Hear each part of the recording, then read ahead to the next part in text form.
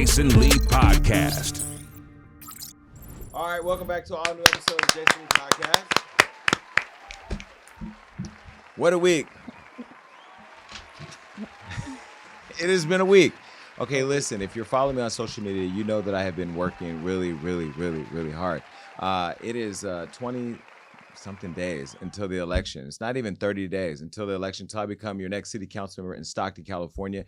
This past week, we had a great event in Stockton where, you know, I'm always down to rise up for a challenge. If you've been following me, you know that there was a city councilman named Brando Villapudua.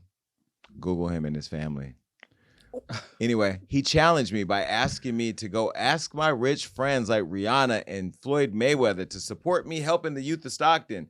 If you missed that, take a look. You talk about Rihanna, you talk about Mayweather, they're great friends with you. Why have they ever done a fundraiser for you? Where's your back? Well, yeah, they both have now. So first of all, I want to give a round of applause to both Rihanna and to Floyd. Who am I? What kind of life do I live where somebody can say something as crazy as go ask Floyd Mayweather and Rihanna? And I actually do, and they actually show up. So that, I just want to say Floyd and Rihanna, thank you so much. But Floyd pulled up, had a great conversation about supporting me, supporting the city of Stockton, and coming back to help us with economic growth. We have some images of me and Floyd there that I want you to see. This is Floyd and I on stage having a sit-down conversation. But there was also conversations with me and Blue Toulousma, and then the person that I'm endorsing for mayor, Christina Fugazi, had a conversation with Blue where she outlined some of her vision and plans for the city. But overall, we had a great show, and my friend Spinderella from Salt and Pepper, I'm gonna give her a round of applause. She also came and showed out. Spin has been a friend of mine for years since I first moved to LA, and now moving back to Stockton, having her in my life and having her show up was also really important to me. And we had a band, and you know, everybody showed up in the city. We had 1,000-something people there. Nonetheless, we wanted to get the word out that it's important that people vote. So we said that then, and I'm going to say it now. If you are not registered to vote, you need to go down to the registrar's office and you need to vote. Register to vote so you can vote. And if you're somewhere around the country and you're not registered to vote, please go here. I'm going to put the place right now on the screen where you can go online to get registered, register, and make sure you get active this election. What did you think about the event in Stockton? To have Floyd Mayweather pull up to Stockton, the whole crowd was like, is he really coming? We can't believe that Floyd's going to come here. So it was so cool to see him talk. Everybody was dancing to Spinderella, and to be a part of the show, iconic. Mm-hmm. And I thought, at first I was like, this is going to be a very long show. I don't know how this is going to go over. But literally, the people were up in the aisles dancing. When the band came out, when Spinderella was playing, they were out. They were engaged for every speaker. They were actively participating in the conversation with the speakers. People submitted questions for you all. It was really a dope event. Yeah. It turned out very well. And to see all the kids there having a good time. Here's a video of one of the kids waving my shirt in the front of the crowd, in the front of the stage while we were up there. And then here's a shot of Floyd Mayweather, the coach, Booker, and all of the Edison High School football team who came out and support. And the reason why I wanted to make sure to bring them on stage and acknowledge them is because my whole campaign has been about young people, investing in the youth, making sure we have a safe Stockton, a healthier Stockton, and also a Stockton that can grow, because a stronger city is going to start with investing in young people. But the reason I brought them on stage is because as I've been on this campaign trail, these are the kids in my district, District 6, that have showed up for me, that have come to my workshops, learning leadership, knocking on doors on the weekends when they don't have games, going out after school, making phone calls to voters, telling them why that I'm a candidate that cares about the young voices in our community that have been forgotten. So to be able to bring them up there and introduce them to Floyd was really full circle because of how I was inspired years ago by you know who. Anyhow, thank you, Floyd, again for showing up. It feels good to have friends who always show up for you. You know, I have friends, you know, Rob and the friends in my life that you all know from social media, but when you have somebody who constantly is when they're in a position where they don't have to show up, they can just send money or they can say something online, but show up for you whenever you need them, wherever you need them, you know, that is something special. And I remember this conversation I had with Floyd years ago. And he said, you know, you only need one friend. You need me. And I laughed because I'm like, Floyd, shut the hell up. But he meant, like, if you're in China and you ever get into a situation, or you're in Dubai or wherever you are, even Stockton, if you need me, I'll be there. And he showed up. I've been telling people that one of the things I want to do as soon as I get in office is put a group of people together to buy this arena because the city spent $68 million in tax money building an arena that's underutilized. And I'm like, yo, taxpayers shouldn't pay for that. So I was able to take Floyd to the arena and show him the arena. Here's a of us outside looking at the arena and talking about what the future may hold. You just never know what can happen when it comes to a kid from District 6. All right, enough about my own politicking. Let's talk about this country that is out of control. Let's just get to the tea with Jason Lee.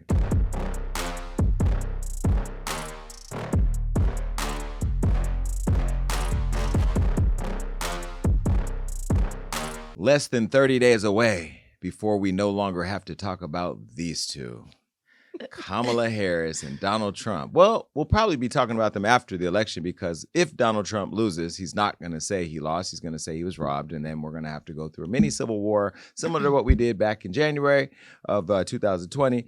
And then she's going to take office as the first Black female. And then the whole world is going to feel the way they feel about that, which I think is going to be very unifying. And it's just going to be a very interesting time in the United States. But Donnie has said that if he loses, or when he loses, he will never, ever come back. I know people who've caught chlamydia and said that they would never catch it again. And they did.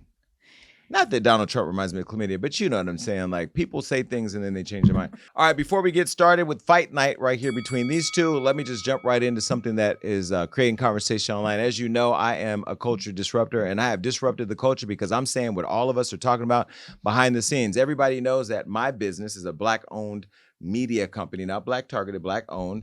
And one of the conversations I've been having for a long time with the Vice President of the United States is how she can connect a little bit more closer in a real organic way to the culture and to those telling stories, Black owned media companies that tell Black stories or Black stories that need to hit to the heart of the Black community. And for the last couple of years, we've been having this conversation. And recently, you know, in the midst of the conversation happening behind the scenes with a lot of us that own these platforms, an article came out that I saw online yesterday, and this is what it said. It said, Kamala Harris has raised $1 billion since entering the presidential race. But I realized after talking to all my colleagues, she spent less than 1%, if even that, with Black-owned media companies. And I recently on one of our shows talked about the fact that she needs to start circulating some of those dollars with Black media agencies to target Black-owned or Black, owned entities to reach our culture. And it hasn't happened. So to the people that had a lot to say online, let me be very clear. This is not about me saying that Donald Trump is the better candidate, because I can still like Kamala Harris. I have said on my platform that I am going to vote for Kamala Harris, but I'm not going to vote for her and not hold her accountable. And some said that she may not know. Well, if she's the Vice President of the United States running to be the President of the United States, she's supposed to know. And I know she knows because I told her myself. And I feel at this point of the conversation, she could be moving the needle further ahead for DEI in my sector as we are trying to move it ahead for everybody else. You know, diversity, equity, and inclusion is only going to be a real thing when we're walking the talk. And so I'm not going to slam the vice president because I know that she is the real deal. But to her team that's around her, she can't be so far in a bubble that she doesn't understand the conversation that happened outside of it. And I'm really disappointed that, you know, this was an opportunity for somebody that looks like us, that understands the value of our platforms, that understands the value of people like me and the relationship that we have with somebody like her in order to help tell her story effectively for her. She should have made this a priority. And I don't think that people should, socialize it if it's not an important deal, because it is. Don't you think? Yes, I do think that she needs to spend more money with Black media. But again, my only thing is I do agree with some of the I think it's more her team that's the issue, right? Because I think her team is trying to reach a specific target base, and also she has greater issues that she's dealing with, like impending wars between Israel and Iran.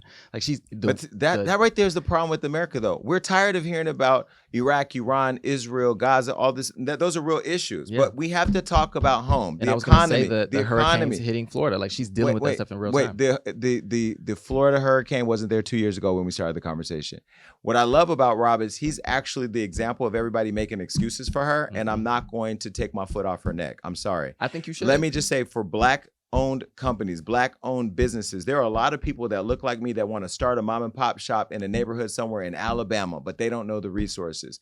We can't keep saying team, because when I write a story about Nicki Minaj, they don't come looking for my team. They come looking for me. When you run for the highest office in the land, you don't get to absolve yourself of accountability on conversations that may not be a priority to some people. You know, everybody here looking for an out. I may not be the most popular voice in the room right now because the time we're in, nobody wants to fuck up the election by swaying people, and people do listen to me. But this is bigger than that. This is the time to have the conversation. This is the time for her to explain why in raising $1 billion, you spent less than 1% in an opportunity to reach the heart of the people who are TikToking their lives away saying they're going to go get a stimmy from Papa Trump. You know, this is a time where I think she should be looking at, you know, what is Shade Room, Hollywood Unlocked, Neighborhood Talk? What are these platforms doing and how are we engaging them? That's one question that is not being asked because the solution has not happened. So I get that she has other things to work on, but I'm an American that gets to vote, who talks to millions and millions of people, and me, I don't feel that that meets the needs that I have for my business. Think about it. It's not just my business so I can wear the latest designer. It's for all of my employees. It's for all of the people that benefit from employment to go and take care of their families. So that investment, while it may not be at the top of her priority list, which I'm not asking it to be, should be on the list. But I feel like also with Kamala, especially, and just in politics, everyone, you're damned if you do, damned if you don't, because I do feel like if she was talking to all these like Black and brown owned media companies, they would say, oh, she's pandering. Oh, she's pandering. People love to use that word when it comes to election season. So I feel like they would drag her for that, even if she did come here in Shade Room and Baller Alert and all that. We sat down and had a meeting with the vice president. If you didn't see that picture, here's the picture right here. That's all of us in the room that own these platforms. And we went there to have a conversation about equity, inclusion, pulling us in. And to her credit, she did a great job with her team of making sure we had access to the White House, you know, access to her house. And again, I love Kamala Harris as an individual. It's the team around her that, again, if you have a team around you who's working with you, they are still your team. You all are a reflection of me. None of my team acts independent of me and, you know, without any accountability. So I'm not going to allow the president of the United States or vice president of the United States to be absolved of that responsibility, the responsibility that I have to have every day. And whether or not she would be dragged, I think that out of the conversation we all had with the vice president in LA, where we talked to her about, you know, including us more in the conversation, she did go to Tyree Nichols' funeral shortly after that. And she talked about the police who murdered that man in a very public way. And we all celebrated her and shared that information. And if you looked at the comments online, people celebrated her. When people were saying she was stale, stiff, and not human or not relatable, I took the video of her dancing. Remember that? Take a look. At her barbecue, where people were able to see her as a human dancing and enjoying hip hop music in celebration of rap music. Right now, she has to be accountable for not ensuring that her team is spreading equity of money raised by Americans to get her in office. It's just, there's just no explanation of that. And the Biden administration spent more money with Black-owned media in their whole 4 years than she did in this campaign. And she's had more money. So I don't understand it. Well, and there's two other parts to it to me. And I wholeheartedly agree with you. I think that, and I said this before when you brought it up, I think it would be a missed opportunity if she does not focus on Black media. But I think, again, and I'm just pointing back at her team, because I think their focus is making sure that she hits a demographic of people that are swing voters or people who are undecided. And that majority is going to be white suburban women and Black men who are on the fence. And I think that's why they're targeting certain podcasts. But I think not come here would be a mistake. I do agree with that. But I think they're specifically targeting those demographics. That's why she went on The View and she went on Call Her Daddy, because she's trying to reach white women who are undecided, because that's what's going to tip her over the edge. The conversation before she jumped in the race was Black vote, Black vote, Black vote, Black vote. The Black vote, please make no mistake about it, is still an important vote. Make no mistake about Agreed. it. And again, I think that it's not just about doing interviews. It's about media spend. That's what we're talking about. Doing an interview is nothing. That's no money there. It's just, you know, it's an interview, which, we would love to do an interview. So yeah, that's an interview is great. I'm talking about spending media targeting who you want to talk to. There's been lots of clips, lots of sound bites, lots of opportunities for her to take stuff that she's done and then amplify it on all our channels. She's failed to do that. And that's a failure that's laying at her doorstep and that I'm not going to back down from. And I think that for all of us that are having this conversation, I think you can still criticize somebody and still support them. I'm going to support her. And when she gets, because I mean, it's the lesser two evils in many ways. You know, she's intelligent. She's, you know, aligned on many of the social values that I am. I don't know that we're economically aligned on a lot of different things because my needs are very different than a lot of people right now, but I still feel for the communities that I'm serving in Stockton and communities around the country that are struggling. And I want to see those communities do better and those people do better. But I'm sorry, you raise $1 billion and you don't spend 1% with Black-owned media after Win with Black Women started the movement that we're seeing right now. Win with Black Men started the movement that we're seeing right now with all these other groups. Black people are always forgotten, always. Ain't been no reparations. That's just a myth or an idea that people have. I don't know how many people that are thriving in entertainment right now where they own their own stuff, where they don't have to worry about their boss calling them up and saying they're going to fire them or end their job. Like I don't know where that is happening. I know that where I sit, there's not a lot of people that do what I do. There's not a lot of people that want to do what I do, have the understanding of how to get there, but can't even, I mean, they can look at me as an example, but you know the hard work that we're doing and how many relationships that we have to, work with in order to be able to continue to grow. But everybody's not like us. And I think that when you talk about equity, that's spreading it around. Less than 1% of $1 billion. What is 1% of $1 billion? What is that? 10 million. Okay. 1% of $1 billion is $10 million. $10 million is not a lot of money.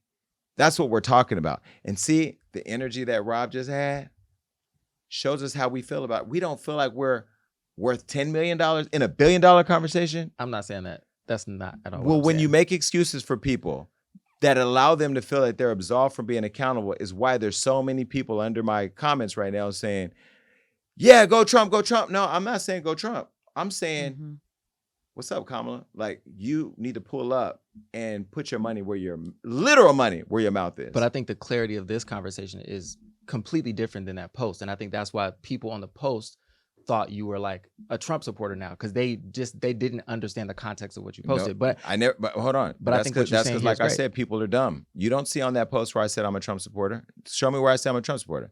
I even say in the clip I love Kamala. I even go into why I say I love Kamala. But I'm not no ass-licking, boot-sucking dummy that's running around believing everything that every politician says. And I'm sorry, on this matter, Kamala Harris, you fell short.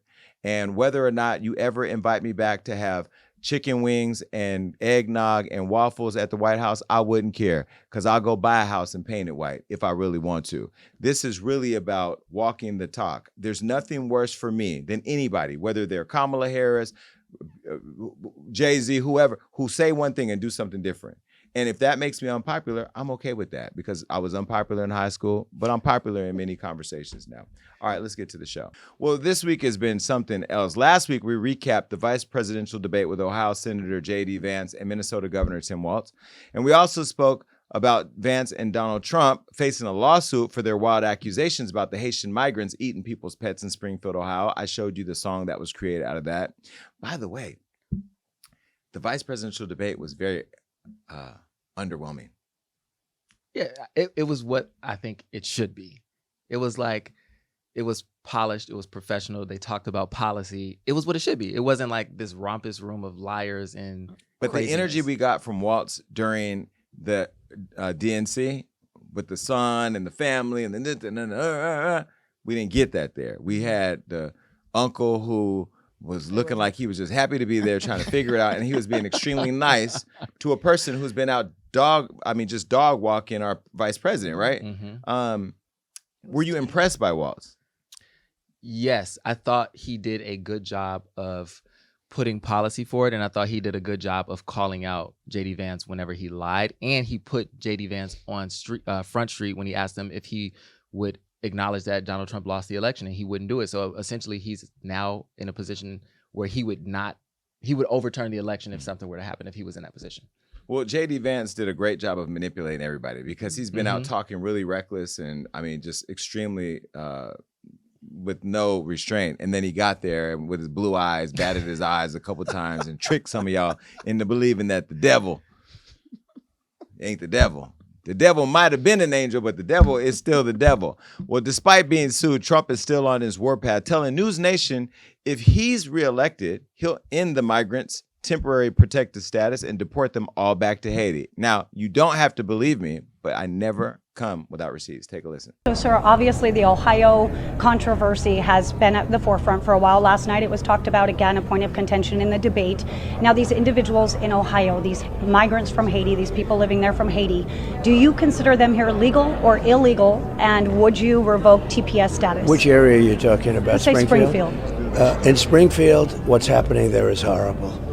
You have a beautiful community, 52,000 people, and about 30,000 people were put into that community rapidly, and the community is so nice and they want to be so politically correct.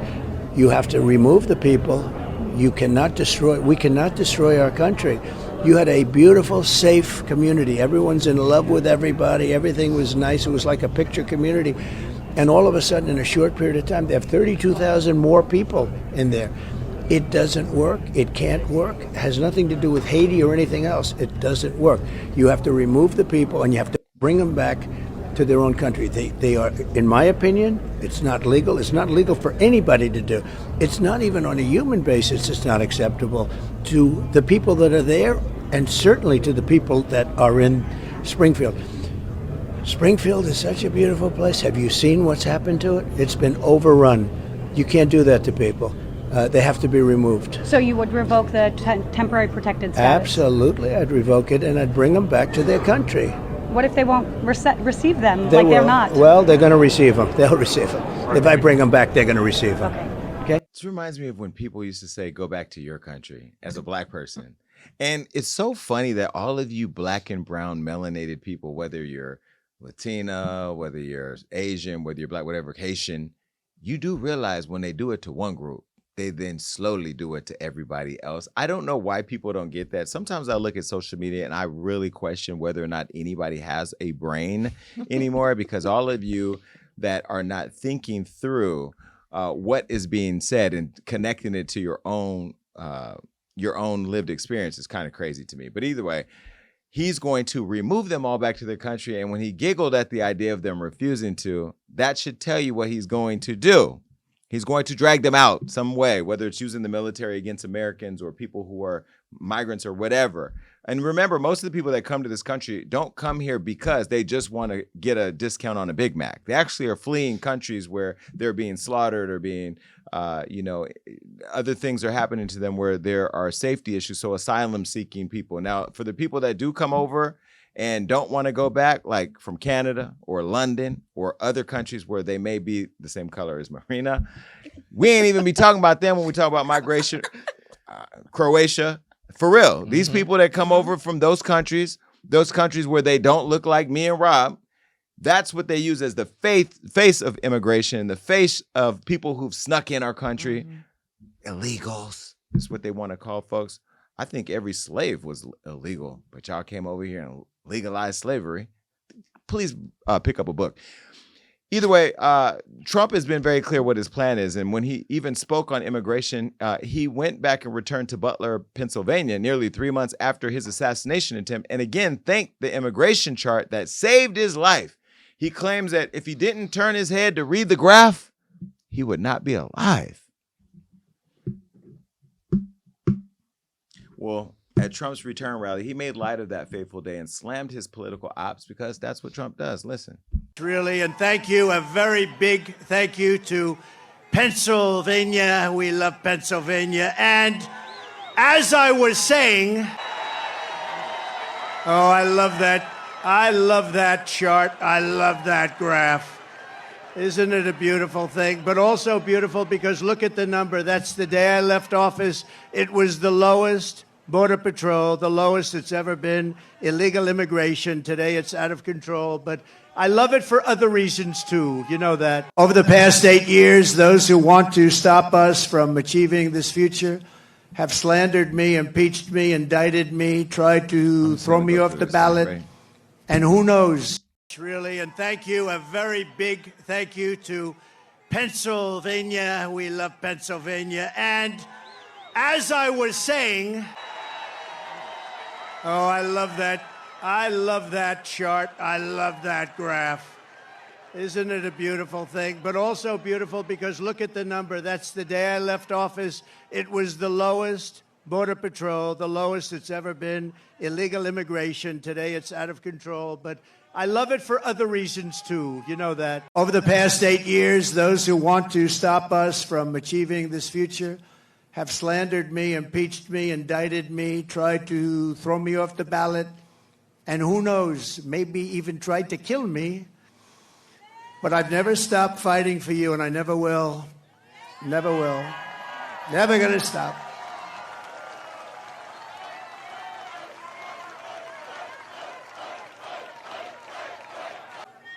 And in turn, you have always stood with me. You have always stood with me, no matter what. You saw what was going on. You saw the hoaxes and the scams. You saw everything that went on. We are a team. We're a great team, I think. We're probably the best team ever in the history of our country, if you really think about it. We've fought together. We have endured together. We have pushed onward together. And right here in Pennsylvania, we have bled together. We've bled. We've had 3 people that really got hit hard.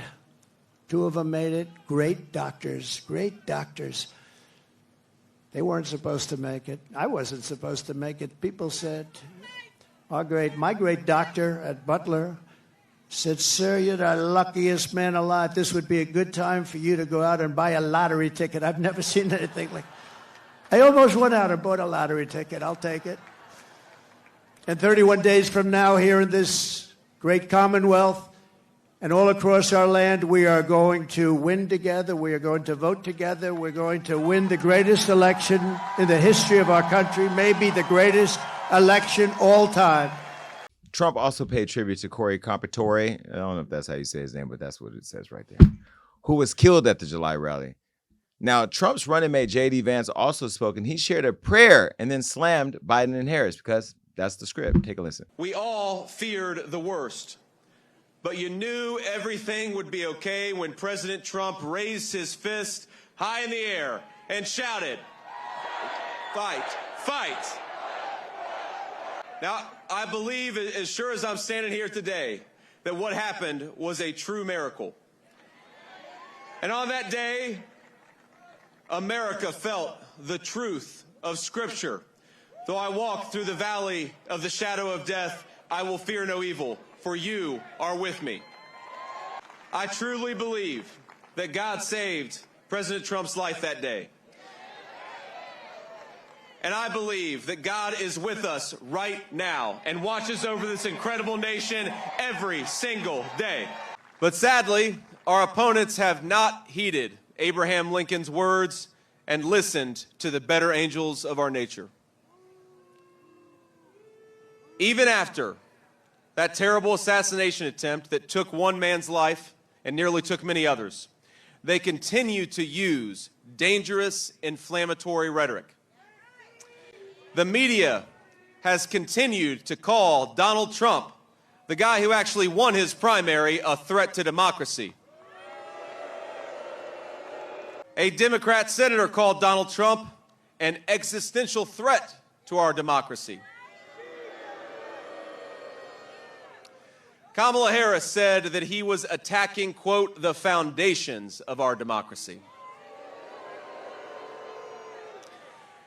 And I think you all will join me in saying to Kamala Harris, how dare you talk about threats to democracy? Donald Trump took a bullet for democracy. What the hell have you done?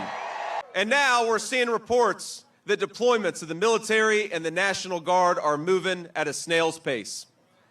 My friends, who the hell is running this country right now? Because it sure isn't Joe Biden, it sure isn't Kamala Harris. The Harris administration has given billions of dollars to foreign countries and illegal aliens. But now they swoop in and they promise $750 to American citizens who have lost everything. To everybody watching, to everybody at this rally, I want to say, I promise you, when Donald J. Trump is back in the White House, we're going to have a president that puts America first. JD, why don't you just call him daddy? I mean, at some point, it's almost like he's sitting on his lap. I don't, Batty's gone wild, JD Vance and Trump. I mean, it's almost, I'm confused at what I'm watching when I see these rallies. But it wasn't Trump nor Vance who made the show. It was the Tesla and ex-CEO Elon Musk. And of course, he's going to pull up in only an Elon way, look like this. His rocket company is the only reason we can now send America astronauts into space. Take over, Elijah. That's the richest man in the world. Well, during his speech, this is what Elon had to say about Trump. Well, first of all, I want to say what an honor it is to be here. And, the true test of someone's character is how they behave under fire. And we had one president who couldn't climb a flight of stairs, and another who was fist pumping after getting shot. Fight. Sorry, Elon, I know you're the richest man in the world, but somebody must not have given you the script. He's not running against Biden anymore. He's running against Kamala, who's, if you watch the debate, she ate his ass up. By the way, your stomach looked good there. You must be on Ozempic or Mounjaro. You look great. Anyway, what do you think when you see this dog and pony show of people who are just sucking up to Donald, no pun intended? It's like a party of narcissism, right? Yes, it's ridiculous. They still spoken about no policy positions. All they do is come out and call people stupid or ugly or dumb. It's just ridiculous. And to talk about like this is the type of person you need in power when they show up in times of what he shows up and literally just spews hate. Like, so I don't get it. It's I also ridiculous. think it's the most random collection of people, from Elon Musk to Lil Pump to Amber Rose. Like, this is literally a freak show circus act. Well, I mean, to them, this is America. Little Pump says a lot about his bedroom activity, probably. I don't know. Not really a fan. Don't know his music. Amber. Hey, Amber. I really don't know what they're defending, because it's not as if Trump has laid out an economical plan that is going to bring us further away from a recession than we ever been in the world. Gas prices are going to drop down to 99 cents. What has he promised you people that has you going so hard for him? I don't know. I understand Elon being frustrated with California, like all of us are, because taxes right now are crazy. And, I get it. I understand why Californians are mad, but I don't understand what is making this circus rally around the clown. Well, while Elon claims that Harris wants to take away the right to bear arms, she told Oprah that she and her running mate, Tim Walz, are proud gun owners and will fire when necessary. Listen. I'm a gun owner. Tim Walz is a gun. I did not know that. If somebody breaks in my house, they're getting shot. Yes, I hear that. Probably should not have said that. But my staff will deal with that later. Yeah. Well, Kamala, I'm a registered gun owner too. I have multiple throughout my entire houses. So I understand. It's funny because as we talk about guns, we're losing sight of the fact that we live in a country where people run in schools and murder people's children. And while we're socializing and laughing at Kamala's commentary on the conversation with Oprah, somebody's kid is waiting to be killed at school right now. And all of us in the country are outraged. I mean, the apathy around gun ownership and the right to have machine guns. And I get it. There are states watching right now where people are like, yo, I love my 50-round clip or whatever. And that's great. You won't go to the military and fight for your country for it. You'd rather have that 50-round clip to kill your neighbor's son if he steals, a bottle of Hennessy from you. But hey, whatever. I am confused at why the country doesn't get outraged at the direction we're going in with guns, at the direction we're going in with, let's say, funding wars outside of our country.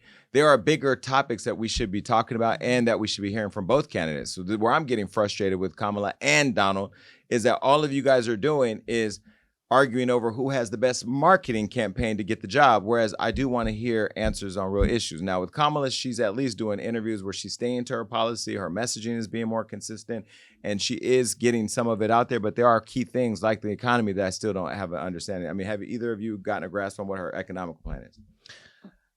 I think she has pinpointed something. You that, just don't want to say nothing. I do. I think she's. Question is, do you understand her economic plan? Yes. What yes, is it? And I think her economic plan focuses on making sure that the middle class have living wages. For example, not living wages. Wait, not McDonald's at $20 an hour where the Big Macs are now $9.99. Not that the middle class have living wages, but the middle class have economic opportunities that allow them to have financial freedom, right? So giving people $25,000 to buy their first home, making sure that people have a child tax credit that's extended beyond the one that was already there. So they're trying to make sure the middle class can survive, because when the middle class pours money into the economy, everybody does well. And if the wealthiest people in our country are paying their fair share of taxes, it trickles down and everyone is able to sustain. But instead of it being a soundbite, I know what tax bracket I'm in, and it's somebody who's not. I mean, am I considered middle class? Well, I feel real middle class. So. Even with the money I make, I feel middle. I feel middle to lower class at this point. But what I will say is that when you say I'm going to tax the people who make billions of dollars, what is that tax bracket, and how does that equate into revenue, so we understand, and where is that money going to go?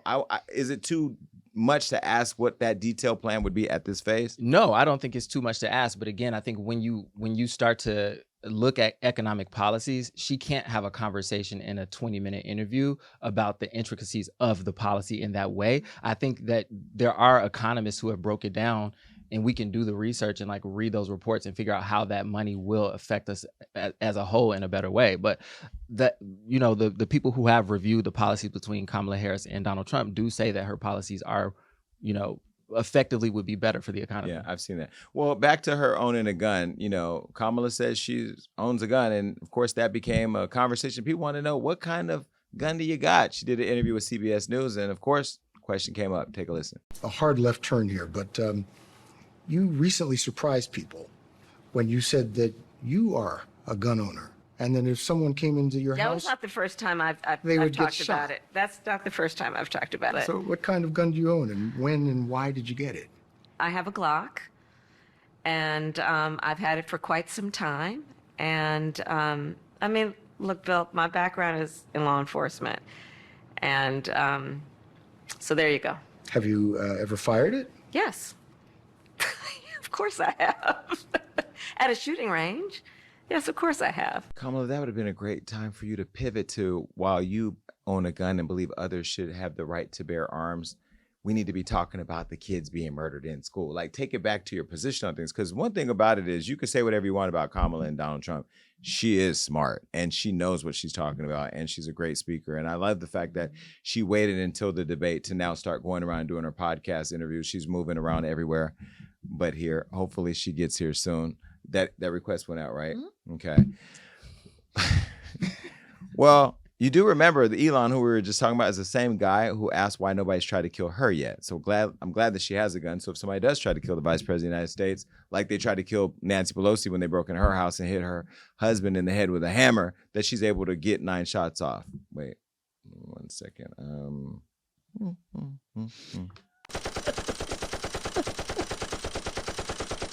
Can you imagine if you heard that at the vice president residence? Well, now Elon Musk and Kamala Harris were also trending over a recent tweet and delete. Take a look. He said, and no one is even trying to assassinate Biden or Kamala.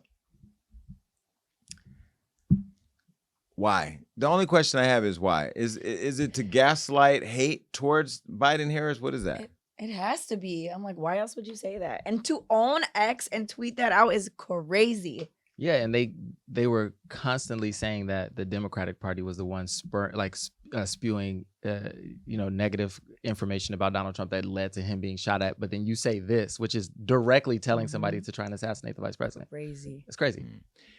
Well, it's even crazier that it happened after 2 assassination attempts of the former president of the United States. So you do know that there's people out there.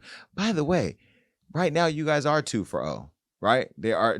I mean, they tried to kill him twice during an election period, and they haven't tried to kill her. And both people that tried to kill him are white men.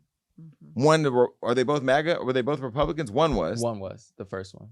I think he was a registered Republican. Yeah. Can't wait until they interview the guy that didn't get away, because he'll do an interview at some point, right? I hope so. Because, like, what goes through the mind of somebody who says, I'm going to get up, put on my long john, have my cup of coffee, get in my Studebaker, and then like go and try to kill the president. You have to really be like, you have to really say like, this is it, because they could have took him out. But why do more unarmed black men get murdered by police? Anyway, that's a different show. Addressing his deleted post, Elon joked about it again with Tucker Carlson. Tucker, the guy with the bad hair. Take a listen. If he loses, man, what? You're fucked, dude. I'm fucked. If he loses, I'm fucked. It does seem that way. You can't just be like, yo, Yeah, I'm like, how long do you think my prison sentence is going to be? Do you think? Will I see my children? I don't know. Because it's not like you can say, well, yeah, I maxed out to him, but, you know, I get... I have no plausible deniability. No, and I've been trashing Kamala nonstop. Oh, I know! Well, the Kamala puppet, I call her, you know. The machine that the Kamala puppet represents. Yeah, she's irrelevant. I mean, she's not even... No, I made a joke, which I realized I deleted, which is like, nobody's even bothering to try to kill Kamala, because it's pointless. What do you achieve? Nothing. No, it's totally Just find right. another puppet. Exactly. That's... It's no point in killing... It's deep and true, though. Nobody's trying to kill Joe Biden. It's in... It would be pointless. Totally. You actually put that up? Yeah. Now, some people interpreted it as though I was calling for people to of course. assassinate her, but I was like, no, even I was like, doesn't it seem strange that no one's even bothered to try? It's not worth it. I mean, the fact that a whole conversation between two grown-ass men about why nobody's killed the vice president of the United States is kind of crazy. And just, Elon, for your own information, the reason why they're trying to kill Donald Trump is because he's spewing hate. And we live in a world right now where even me, who lives a pretty decent life, hates waking up every single day with negativity. We don't want it. In fact, we haven't had it since you've been in office. So the fact that we've been able to live in somewhat of a peaceful nation after coming out of 4 years of a pandemic that killed lots of people, including one of my sisters, by the way, we actually love being in a country where we don't have hate all day, every day. And so people are trying to eradicate it and eliminate it in Trump's case. But to go on a platform like that and to talk with, a circus clown like Tucker Carlson about killing the vice president of the United States is really reckless. Shouldn't this be criminal where you're in a country talking about killing the vice president of the United States or making jokes about why she has not been killed yet? 1,000. The fact that it's even a laughing matter, I feel like you should be put in prison for that, because that's just recycling like violence and like hate. That's crazy. Yeah. Well, you're laughing about what could happen to you when she gets elected. You have 20-something days left to really figure it out. And while Trump continues to come for Harris's intelligence, he needs to be thinking about what's going on in his own house, because his wife, Melania, is completely spilling the tea. Now, if you remember, during the end of Trump's presidency, we didn't really see Melania a lot. And while he's been out on the campaign trail, we haven't seen her, really. We haven't seen his son either, but she's been missing.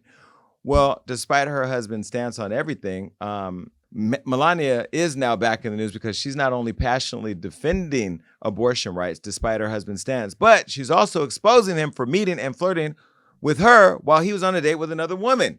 But I don't know why that surprises people, because you remember Ivana, well, anyway, his daughter's mama and the other girl that he was with at the time, which became one of his wives that he divorced, he was messing with one while he was with the other then. So this is nothing new. So I don't even know why we're actually, shocked that this is coming out now. When her new memoir, Melania, the former first lady, claims that she met Trump in 1998 while he was courting another woman. She said that once his date left his side for a moment, he went and asked her for her phone number, and Melania declined. And he was so surprised that he offered his phone number. And she promised to call him, and now she's our first lady, the former porn star. She did porn? Well, she has nude photos. It's the same thing. Oh my God, I didn't know Is that porn? Yeah, that's why I said, they're trying to criminalize porn in Project 2025, and she's promoting her porn as of last month. So she just re-released those photos. Did she? Yeah. Well, it's like a throwback? Saying she was proud of her nudes or whatever. So I'm like, girl, okay. So I wonder if her and Amber Rose are going to do a collab on OnlyFans. Donald Trump is out here making a whole mockery of democracy, while Kamala Harris is trying to help Americans and save Floridians. But you can't really help Floridians who are going through probably one of the worst hurricanes ever if the governor of the state won't call you back. We live in a country where the mayor of one of the cities went on live television and said, if you do not evacuate, you're going to die, which makes it sound very, very devastating. But after Hurricane Helene hit hit Florida, what happened? Ron DeSantis said to the White House, don't call us or we're not going to call you back. Now, I've heard since then he did take a call from the president, but he's refusing to talk to the vice president. And this is what Kamala Harris had to say about that. Governor DeSantis, NBC is reporting Governor DeSantis is ignoring your calls on hurricanes, resources, and help. How does that hurt the situation here? You know, moments of crisis, if nothing else, should really be the moment that anyone who calls themselves a leader says they're going to put politics aside and put the people first. People are in desperate need of support right now, and playing political games with this moment in these crisis situations, these are the height of emergency situations, is just utterly irresponsible, and it is selfish, and it is about political gamesmanship instead of doing the job that you took an oath to do, which is to put the people first. Register to vote. Vote smart. Think about this. And look, to all the women out there who have had issues with me over the years, because you know I will criticize somebody, male or female, trans or midget, small person.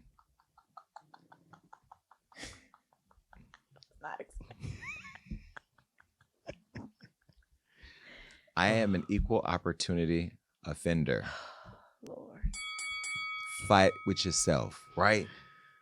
But to women, y'all have it hard in this country, in this world. There's people debating what you can do with your bodies. Then you have a person who's the most powerful woman in the world right now because the queen is gone. And for real, she's gone. And now the vice president of the United States being completely disrespected and not given the respect that she needs. But it makes me think about what women have to go through all the time. Not to mention y'all got them horrible ass baby daddies. But I hope that you all vote. And women right now can save the country. Because a lot of the men, they playing PlayStation, smoking vapes. They not paying attention to what's going on. They just want a stimmy, even though Trump didn't give them the money out of his own bank account. They're not paying attention. I've written men in this country completely off, although we still need you to vote too. But women, you have the opportunity to save the country by registering to vote and making your voices heard loudly. And if you're in Stockton District 6, vote for me too. All right, that's enough with this. All right, RJ Hampton is in the news and the mother of his children. I hate saying the words baby mama. It's just baby mama. I mean, it's a thing. It's a negative connotation. Okay, well, this is RJ Hampton, and this is the mother of his child. Well, RJ Hampton is a basketball player for the 76ers, and he came under fire from sports fans after his baby mom's, Tiffany Jeffcoat, called him out for alleged physical abuse. I'm going to do the allegedly. Allegedly. Well, that's why Jason Lee is so important, because Jason knows RJ. And Jason, yeah, I know RJ. I know everybody. Quit playing with me. I know RJ. As soon as I saw my team post this story on Hollywood Unlocked, of course, I text RJ and we had a back and forth. And there's been so much to unfold since then. And I wanted to highlight this conversation, even though it's dying down online, because we live in a world right now where we see the diddlers happening. We see the diddler. Okay. And there's a lot of allegations going on around Diddy. So anytime anything else happens, we automatically assume, oh my God, he's another Diddy. But I know this guy. And so for me, I wanted to highlight the person that I know, even though I don't know the whole situation. And, you know, we think we know a person, but I wanted to highlight this individual because I remember watching him on Snapchat, going through college, pursuing basketball, wanting to be in the NBA, running into him in Miami at the Miami Heat game when I was trying to go backstage and get some coffee and Bailey's. You know, him playing and watching his drive and ambition. When you see somebody go from wanting something to getting it, that was like inspiring. So when I saw it, I wanted to find out what was going on. Well, anyway, he had this whole situation go down with baby moms, and she posted this clip on social media, and baby, Social media went off. Take a look. Crazy to me because you're. Fuck, I'm talking to you, bitch. Please. Man, I don't care if you have me on recording.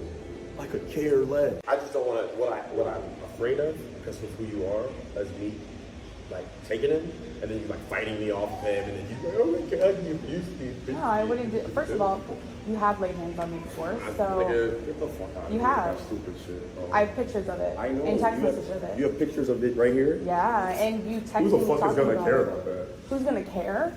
Who's gonna care? Bro, there are bruises of, you know, I don't even have to get into that. But they came from your hands. Of course they did. Okay. Did I punch you? Did I slap you? Just because you didn't Did I punch you slap doesn't mean Shut that's the fuck up. okay. Wow. Halo, come back. Wow. At the end of the day, if you like the fact that you can sit here and allow. No, because your child has been traveling since 5 a.m. He's been traveling since 5 a.m. and you're sitting here making him on a hotel. I'm not playing victim. I'm saying no. You went to Miami and you were First of and all, your parents kept it. Yeah, my parents. My mom is more of a parent to him than you have ever been. Dead or alive, shut up. Can you get the hotel? Because I have to be there for 45 days. You went to Miami and were thought you get the hotel. That's not the document that you signed said. That I'm stranded in Oklahoma with no hotel, no car. RJ literally snatched Halo off the ground, walked out, hopped in the car, and left. Didn't tell me where they were going, didn't tell me when they were back, didn't take any of his stuff. He's not allowed to do that. Just traveled, got up at 5 a.m., took a 13-month-old on the plane. Just had to get off the phone with the police. And I had to describe what my child was wearing, my 13-month-old was wearing. Didn't make sure he had a pacifier, didn't make sure he had his lovey blankets or anything. Doesn't know what time he last ate, doesn't know what time he last slept. He's never had him for more than like 30 minutes. This just shows how little he cares about his child. So now I'm waiting for police to get here.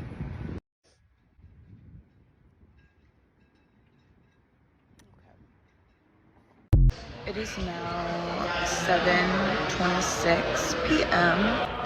I've been sitting in the lobby since 2 p.m. and still no room. Halo's still not back. Don't know where he is. I hope he ate dinner. I hope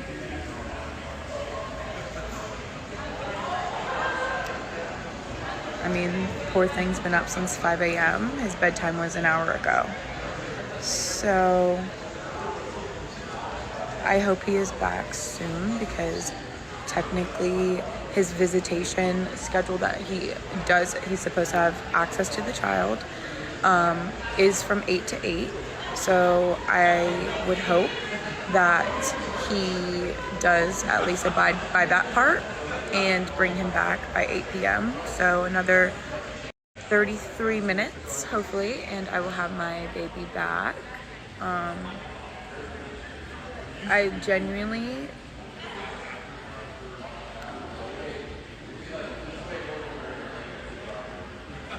really don't even know what to. I've never in my life experienced anything like this, and I pray that nobody else has to.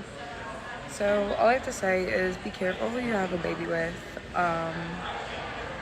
Yeah, because sharing a child that you love with somebody who is literally a horrible person is not for the weak. Many observations. First of all, the conversation with RJ was, you shouldn't have been talking to her like that on camera, because you saw she was filming you. You knew what this was going to turn into. You actually in the video say, I'm not going to come close to you because I know you're going to turn this into a thing, but yet you were cussing her out and doing all this in front of your kid, which was not a good look. But being an asshole isn't a crime, right? So being an asshole, saying asshole things, doing it in front of your kid, not a crime. Probably not the best decision, but not a crime. What I think should be a crime is when you film your baby dad, who you know is a public figure, when you know what you're setting him up for, when you know you're going to put him online and edit the video. If you saw all those cutaways, those jump cuts were her editing the video to make him look like an abuser. when what I understand is that RJ grabs you when you're on him to get you off of him, and those bruises you claim is when he tried to remove you off of him, which every man and woman has a right to do. Remember, men do get beat up too. And you gave her what she wanted. That was the thing I was calling him about, was like, yo, like, you got to move smarter now. You're not the ambitious guy in college. You're in the NBA now, where you are going to be a conversation. You ended up on Hollywood Unlocked without me even seeing it, which means people know that you're a public figure in a situation that the public may want to know about. But baby mom, this says a lot about you as a mom, because you were doing all this in front of your child, who was sitting there. Even though it doesn't seem like your child really understands everything that's happening, they do know emotion and they do know energy, and all of that fighting with dad is something that I thought was tacky. And you were talking about getting a room, which I didn't understand why you didn't go get your own room. Maybe your credit card didn't work. I don't know.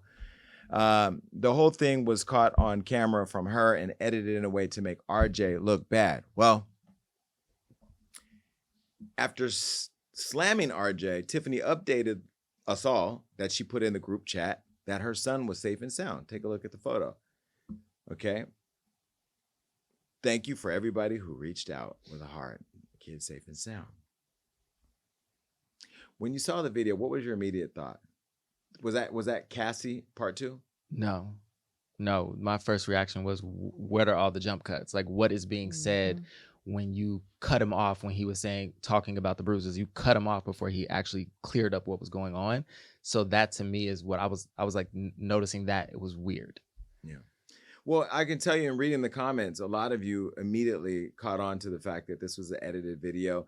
Some of you were saying, this is what happens when you date those type of women. I didn't necessarily agree with that, because I didn't know what that means, those type of women. Any woman can make an allegation that's real or not real. Any man can make an allegation that's real or not real. So I don't really like typecasting the type of person that makes a complaint. But what I will say is all of the comments were in support of RJ and felt like he was being set up. And after all the drama, a TikToker named Sherry called Tiffany a manipulator, and she broke it down in her own way. Take a look. First of all, Tiffany Jeffcoat's son is at home safe and sound. She just posted it on her IG story with no other explanation. Second of all, we don't like manipulative people, Tiffany. You came to this internet making people think that this man had kidnapped his own son, when the fact of the matter is he had visitation from 8 to 8. Why were you expecting somebody that you're not with to pay for a hotel room for you? I don't like manipulative people. You sat in that hotel lobby saying, I've been here since 2 o'clock at 7:30 with no hotel room. You didn't have the money to pay for your own hotel room? You made it seem as if this man was abusive to you, but you really cut up that clip of the video. You cut that thing up, girl. You didn't let it run all the way through. Initially, when he said he was scared to pick up his son because he said he didn't want you to grab on him and make it seem like he was abusive to you, and you said, I wouldn't do that, yet you were recording him this whole time. I wouldn't do that. Then you said that he did leave marks on your arm, and he said, I've never hit you. And reason why he said no one would care, because he was basically saying, I didn't abuse you, I didn't hit you. Sounds like y'all probably have been in some type of situation before where he's grabbed you to, I don't know, maybe keep you from swinging on him or doing something. But clearly this man said he's never been abusive to you. You cut up that version in the video. I see it. It's not a run through. You cut it up. Even when he spoke about you going to Miami, you had cut to that part. Why didn't you let the video run all the way through? I'm sorry, because I think you're being manipulative. You didn't come back and tell your people after getting people all riled up, making people think this man's abused you, he kidnapped your child, and all you do now is post a video that the baby is safe and sound. Don't do that.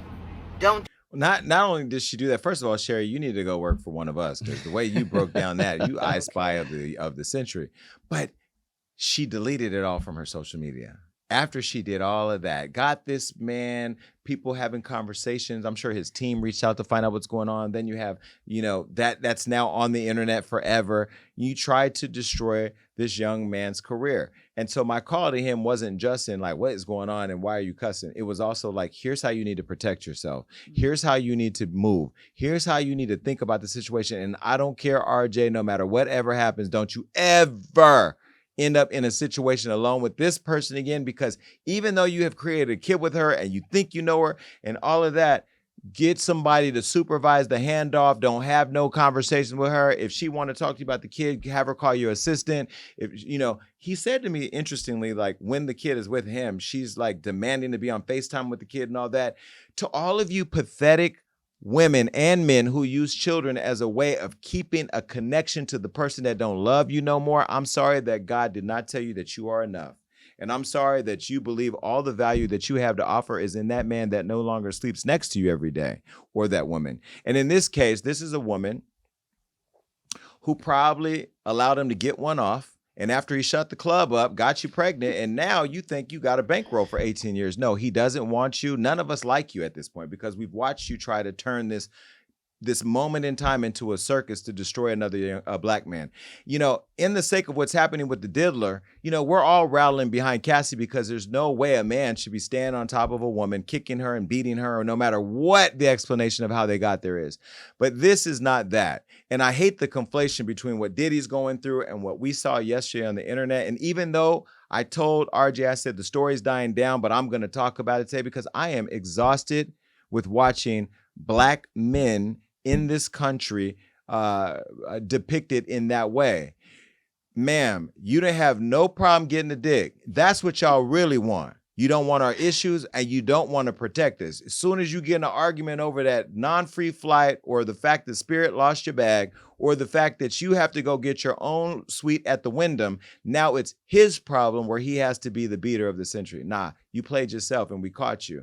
And you know what? RJ, if I see you in another video at Thanksgiving cutting pumpkin pie with this one, you deserve everything you get. Did I miss anything? Bye.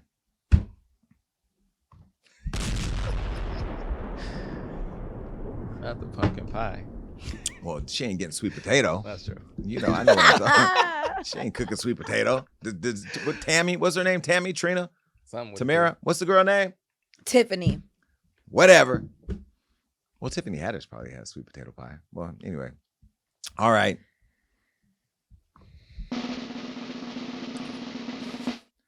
They're in the news. Aren't they a beautiful couple? I mean, these are two, if ever having put a person in an enclosed case was a thing, it would be these two. Both are very perfect. Well, they're both in the news because ASAP Rocky. Why do you call him ASAP? It's Rocky. Well, it's ASAP Rocky. Anyway, Rocky is now talking about how he made Ree his baby mom. And I hate the words baby mom. So put a ring on it already. We all know that they have two beautiful baby boys. We're the ones that broke the internet when we shared the photo of RZA that Ree sent to us over here at Hollywood Unlocked. And then, I went to the birthday party and that photo broke the internet. Y'all were mad talking about what does he have over Rihanna to be able to get in the photos. I'm just a part of the family. Accept it. Well, now he's actually opening up about their love affair and letting us in to the pearly gates. Well, pearly gates is when you die, right? Heaven. Yeah. Well, this is heaven. This is what heaven looks like right here. This is heaven. Well, anyway, they're letting us in a little more into their secret lives by sharing that he knew that she was the one. Now, we actually pulled a receipt from a performance that they had back in 2012, which was about 12 years ago when they were on stage. And look at this photo really quick. Hand all on the ass. And my question to them, regardless of which one I talk to first, is who in the world allowed this 12-year relationship to fly under the radar? Now, they haven't made it a thing. They didn't make it a thing then all the way into now. But y'all were fucking. I could look at that energy and tell that there was sexual energy there. Don't blame it on the song because the rumor is that Rocky was a sex addict. And we all know Rihanna has big dick energy. So together, that cosmic experience probably was so explosive that it took 12 years to normalize. Sort of like when you see those, what are those things when the eclipse, they only come around once a decade or something. It was like probably so strong that they were like, yo, we need a 12-year break or 10-year break or whatever. Anyway, he recently opened up about their relationship. And this is what he had to say that I thought was interesting. He said, I knew from when we were younger. We both did, I think. So it was only right when we got older. We just kind of reconnected around 2019 and 20. So that makes me wonder. And the reason why I wanted to talk about this issue is Do we know the person that is our person that we may have met 12 years ago that may pop up somewhere on a track or at a meeting or at a Healthcare Unlocked conference, that they are the one for us? Because I am not like Rocky. I don't know that the one is out there anywhere, but he's saying that he always knew that they were the one. And to see them together, you can tell they really love each other. I mean, and it's not like he loves her and she kind of loves him, or she loves him and he kind of loves her. The way that they protect each other and talk about each other and the energy on how they look at each other, man, these people are in love. Not to mention they popped out 2 babies in like less than 5 years. Do you believe you can be with the one later on down the road after having met and spent time getting to know them years before? Yes. I believe in right person, wrong time. Right person, wrong time. Okay. Well, I've had a lot of wrong people, wrong times. Do you believe that? Do you believe in that? I think maybe for them, because they were both like mega stars at the time. But like if we worked at McDonald's together when I was 16 and then when I turned 26, I don't know if I'm be like, let me go talk to that person from McDonald's. I just don't know. Well, not even that. You can meet somebody at McDonald's and then run into them on the golf course. That's true. But does status matter to you? Because I mean, does dating somebody who works at McDonald's, is that a bad thing? No, but I mean, I'm just saying you were probably at a much different place in your lives. But for them, they were like mega stars. If you were like kids working together when you were younger, and then you might just be completely different people. But it's possible. It's possible. Yeah. Well, I don't know what brought y'all together, but we love it. We're here for it. And I love the fact that he shares her with all the confidence in the world with me. Mm-hmm. For real. Mm-hmm. It was a delayed reaction because it's normal around here. Well, anyway, I'm glad that they're together. And I love the fact that in today's society with social media and with superstardom and all of the chaos that the world has around us, that 2 people can find love in a hopeless place. You know what? You see what I did there? Yes, I see it. It's just nice to see positive news. And you'll be at the wedding. Bye. Better be. Well, one of Bree's exes is in the news, Drake. And Drake is ranting about fake friends. Now, we never really see the vulnerable side of Drake, and I think we're starting to see that light-skinned energy. Well, is Drake's career over or not? That's what people are asking after he had that infamous rap beef with Kendrick Lamar. Now, we all know that Kendrick bodied Drake. Sorry. The 6 saw it, the 7 saw it, the 8, everybody saw it. He did. Okay? Now, many people believe so, that the career is over, while others believe that he'll bounce back, barely scathed. Well, however, Drake is still feeling the blowback as he's gone on another rant about fake friends in the industry, turning their back on him after his ongoing feud with K-Dot. Now, the rant arrives a week after Drake reportedly unfollowed several celebrities, including LeBron James and DeMar DeRozan, both who were at Kendrick's Juneteenth concert, where he performed Not Like Us, which was the Drake diss heard all over the world. He played it 5 times, by the way. So that's kind of like 5 bullet wounds that he felt when he got shot over and over and over.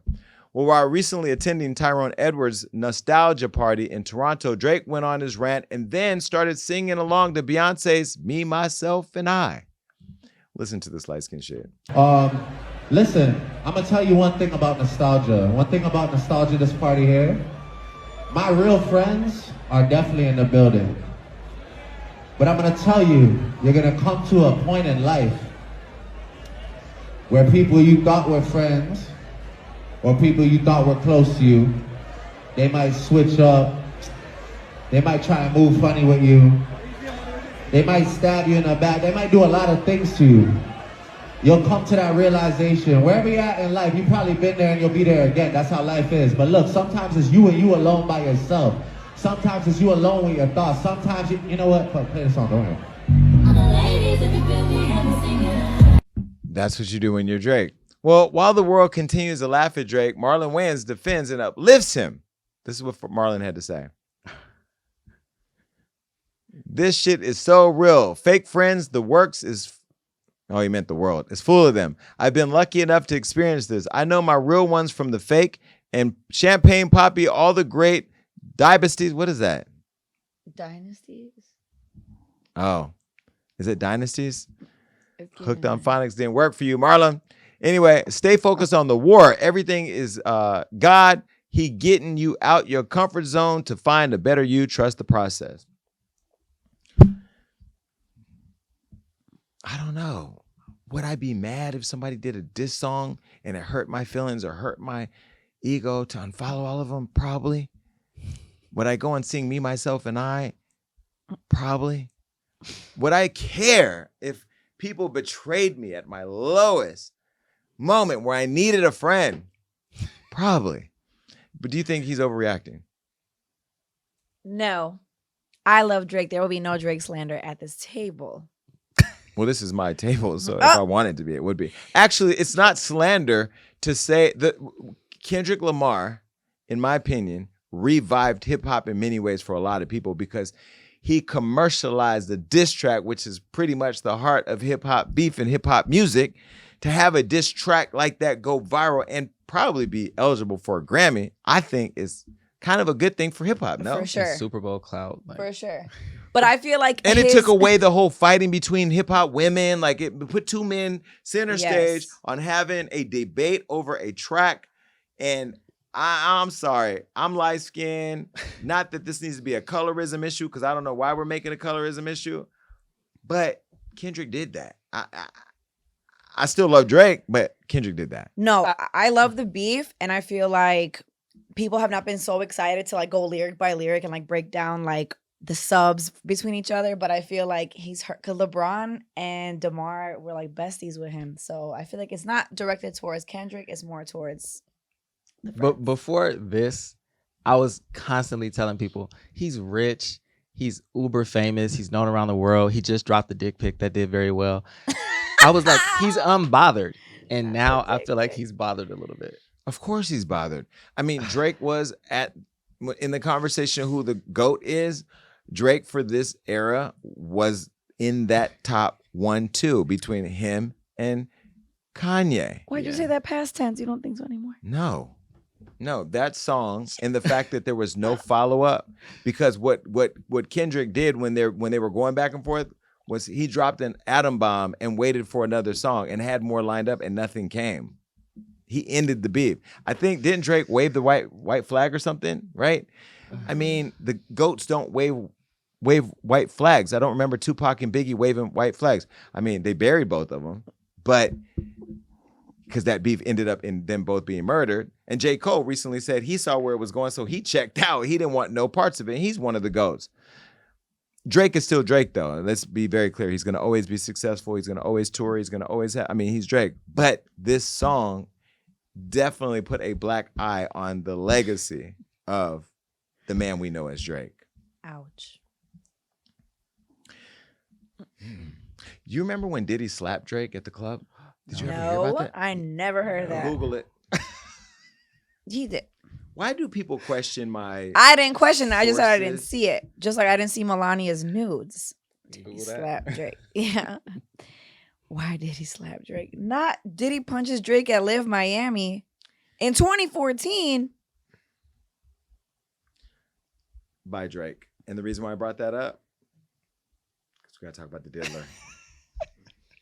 I know Drake is somewhere in his palace laughing at him for slapping him that time.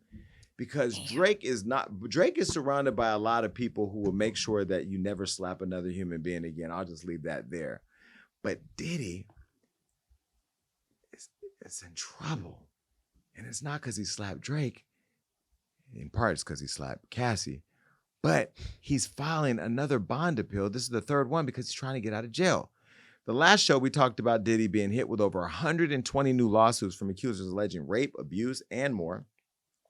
Houston lawyer Tony Busby is leading those suits and has since revealed that within 24 hours of his press conference, his Diddy abuse hotline received over 12,000 calls. Now, Busby also claimed that a handful of Diddy's celebrity friends, many of which we know, have already begun quietly paying off alleged victims to avoid being exposed in lawsuits.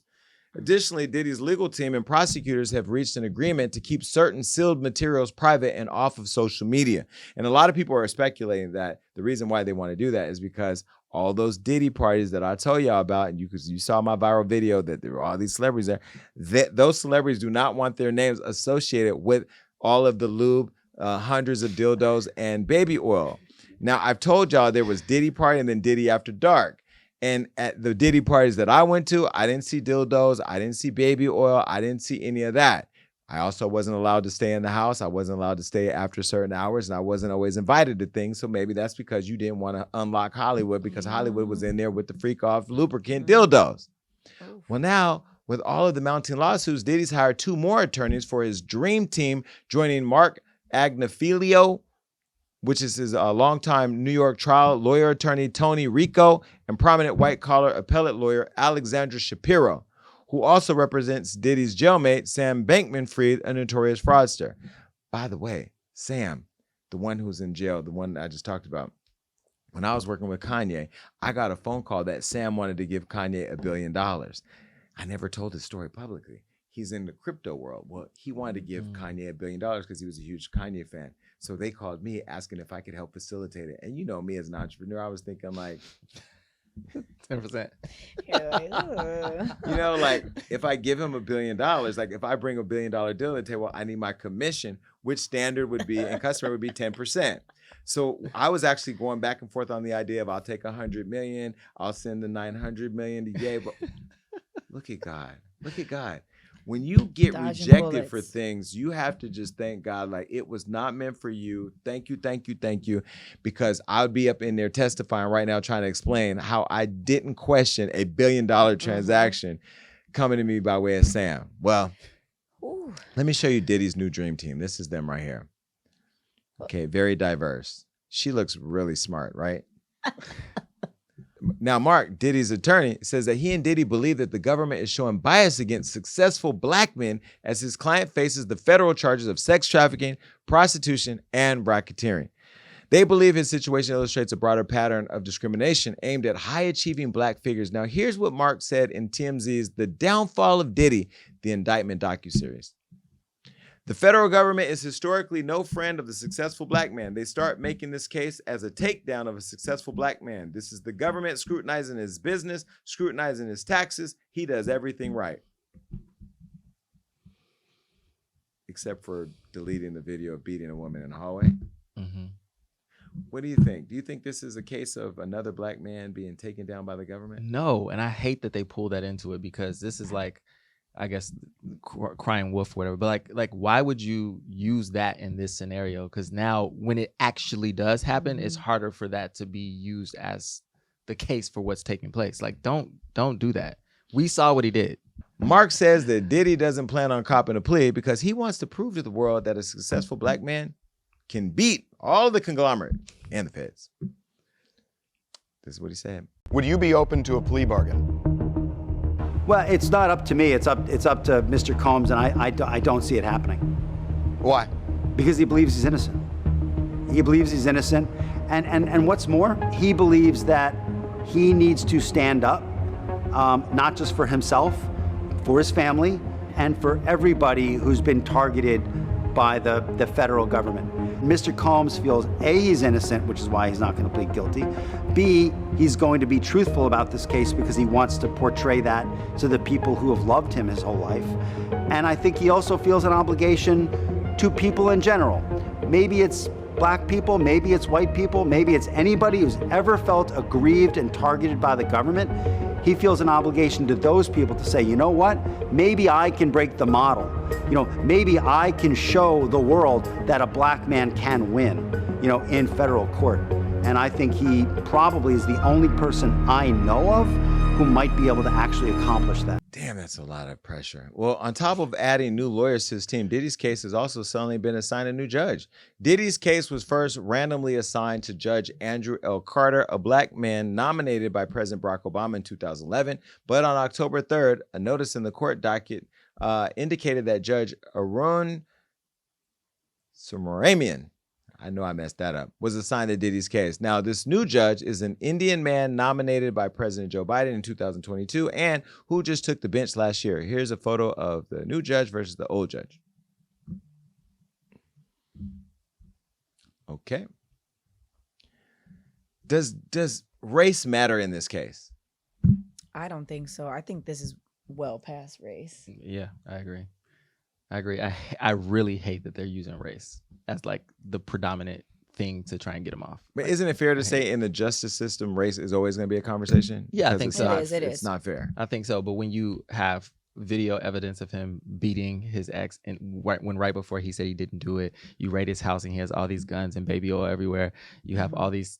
They would not be indicting him if they didn't have a case. It's the 500 dildos. Like, why?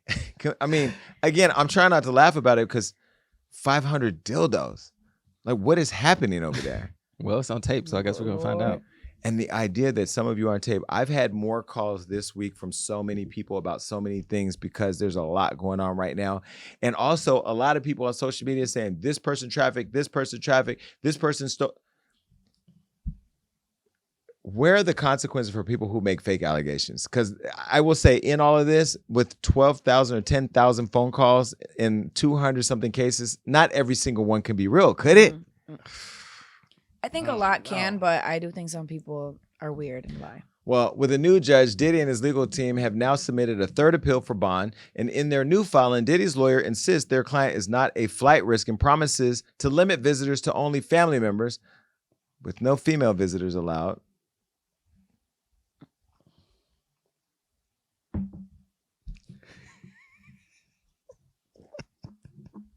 Why couldn't they just say with no visitors? Well, clearly it was females and males getting it. Allegedly. We were not there. I want to be very clear. I was not there. I didn't say it. But anyway, they don't want him to have any female visitors there while he's awaiting trial.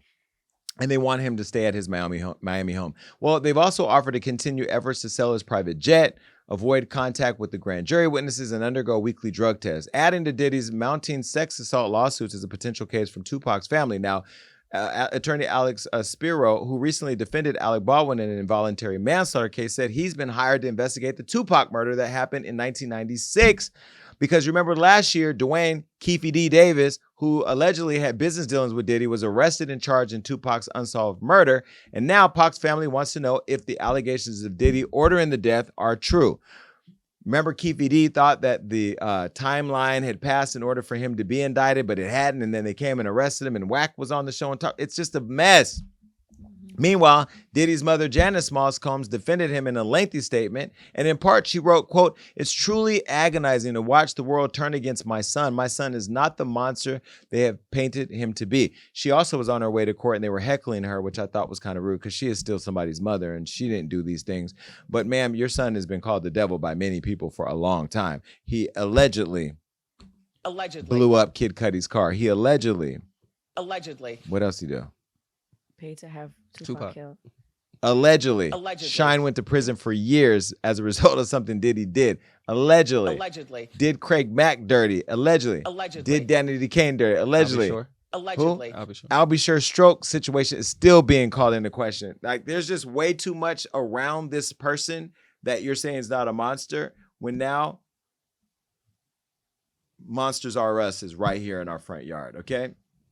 I don't see Diddy getting out of jail anytime soon. In fact, a report that I saw on Hollywood Live before I came in today was that he may have to sit in jail until the trial starts in May. May 5th, 2025. November, December, January, February, March, April. 7 months sitting in jail? Diddy's locked up. They couldn't even get him when Tupac and Biggie died. This was something, I mean, those of us who lived through the 90s of when that hip hop war happened and had the whole country uncomfortable about the potential of dying in the midst of this fight that had nothing to do with us. If you go to New York, you're scared you're going to get killed. You come to West Hollywood. Well, you go to West Hollywood, you could get killed too. But everybody thought that, you know, that they could be subject to this thing. Now he could be going down. On the other hand, if he's found innocent on all charges, even though we hate him for what happened with him and Cassie in the video, if he's found innocent of all these charges, that these people, should those people go to jail? No. Why? I mean, because they may not be able to prove it with the evidence that they have in front of them, but that doesn't mean it didn't happen. I think that if you make an allegation against somebody and you can't prove it and you use it as a way to publicize that and destroy the person, you should get the same consequences that they would have gotten. Like if I go on a date with a girl, well, hypothetical. If Marina goes on a date with a man, not when she leaves here while she goes visits her family in Croatia, but if she went on a date with a man and then he didn't like her afterwards, and then she said he raped her, and then he gets arrested, goes through the process, and there's no proof that he raped her, and it comes out that she was not telling the truth. Should she not be subject to the same amount of consequence that he would have gotten? I think if it comes out that she was not telling the truth, Yes. but I do think there are a lot of instances where a woman can be sexually assaulted. She does not go get a rape kit done because she's ashamed of what happened. She may tell someone, but they don't have enough evidence to prove it because they waited too long to take it to court. So I just don't know if in that circumstance the person should. But if it comes out that they were lying, absolutely. Well, everybody's really active in the comments, so I want you to go in the comments and put Jason and then tell me what you think of whether or not somebody who knowingly makes a claim and then gets found to be lying, what should happen to them. And the reason why I bring that up is because in one of these cases, there's a woman who went on TV with Gloria Allred making a claim and then crying and everything. Then it came out that she texted her boyfriend that she would give him $3 million if he worked to support her story. Like those kind of things are actually happening because you got to think about it. You know, I never heard rumors about me when I was broke. Nobody ever made rumors about me when I was broke. As you get more famous and more money, people who don't have talent or that want a money grab or want attention, here they come with the bullshit. I had a person, I think I talked about on the podcast, who I thought was a decent person, go out and post videos of us making out and then text me on the side saying, I need money and a job. If you can give me money, I'll delete it. Did I ever tell you this? No. I didn't tell y'all this? I'll show you. Well, I put it in you don't look at our friend I do chat. look at the chat. I put it in the friend chat because we were all laughing at the idea that somebody was trying to Extort you too. us kissing, two grown-ass men kissing, and then said on the side that if you pay me, I'll take it down. Like, no, I'm not going to pay you to take it down. Kissing's not illegal. Good luck with that. Goodbye. But I'm not even famous enough for that to matter. Think about what this woman now may be doing to him. On the other hand, that's not all the cases either. So, like, you can't say one person's innocent because one person may be scamming you. Because out of 120 times you roll the dice, one time you're going to crap. Wait, crap is bad. One time you're going to hit. Either way, you know what I mean. Out of 120 cases, something's going to stick. Probably, right? Yeah, yeah, because like they did it. I don't remember which show it was, but recently they interviewed some guy who was at the parties when he was like 6 because his father was helping, and he kept saying like he put his arm around me and took a photo. I'm like, why are we trying to make something out of him put his arm around me? He's like, I don't remember anything else, but I felt uncomfortable when he put his arm around me and took the photo. I'm like, now you're just pushing. Like that is going to weaken the case for people who really were victims. Let me look straight in the camera. If anybody ever tried me on a lie, not on some, on a lie, I'm going to come for you. And I think that you do need to make examples out of people who try to extort you or whatever. But Diddy, I don't know that this is you, because you're the same person that sat and apologized to all of us and told us that you didn't do anything. And then right after that, the video came out of you beating the woman in the hallway. So does that one lie make us believe that everything we're hearing is a lie? For me, yes. Yeah, I agree. Good luck, Diddy. Yeah, I agree. Bye. I'm so sick of this case. I'm sick of talking about it. But what I'm not sick about is that it is creating a conversation that is really making the entertainment business a little uncomfortable. Now, the only way I can describe what's happening in the entertainment business, at least for me right now, is that say you fall in love with entertainment like I did as a kid, and then come to find out that the entertainment business is Jeffrey Dahmer. That's really what it, they lure you in with an illusion. They get you drunk on love and lust of what it is, and then they fuck you and then kill you. That's really what it feels like. Over the last couple of weeks, I haven't really been that active on social media, and a lot of people have been calling me, asking me if I'm okay. Well, no, it's because I've been trying to really process what I think about the entertainment business, because it's less entertainment and more drama these days. And it's not just because we're writing about it, because there's so much more negative coming out of the business than there is positive. And then if you have an opinion about things, people start to attack you. And there's a lot going on in the entertainment industry that a lot of people that they don't get to see, because you're not beyond the red rope. You're not beyond the red carpet as we are. This couple has been in the news recently, and I don't know why the names keep getting louder and louder and louder. But they are. Jay-Z and Beyonce First, let me start by saying Rob has known me for almost 20 years. How much do I love this artist right here? Love Beyonce. Down. Like what? Everything about her. I've been to every concert. I bought every album. I've been to every concert multiple times. Every special she's done, I've watched it. Every interview, every performance. Love. I was there at Coachella. I love Beyonce. And I want to say that because just like I love Kamala Harris, there are times where we're not going to agree or like something that somebody does, and that is okay. Nobody is above being talked about in our commentary. Jay-Z is an icon. He is probably arguably the best living rapper, rap mogul right now in the world. Smart businessman. Love him to death. Have met him a few times. Love Jay-Z. Not the biggest fan like I am of her, because I'm gay.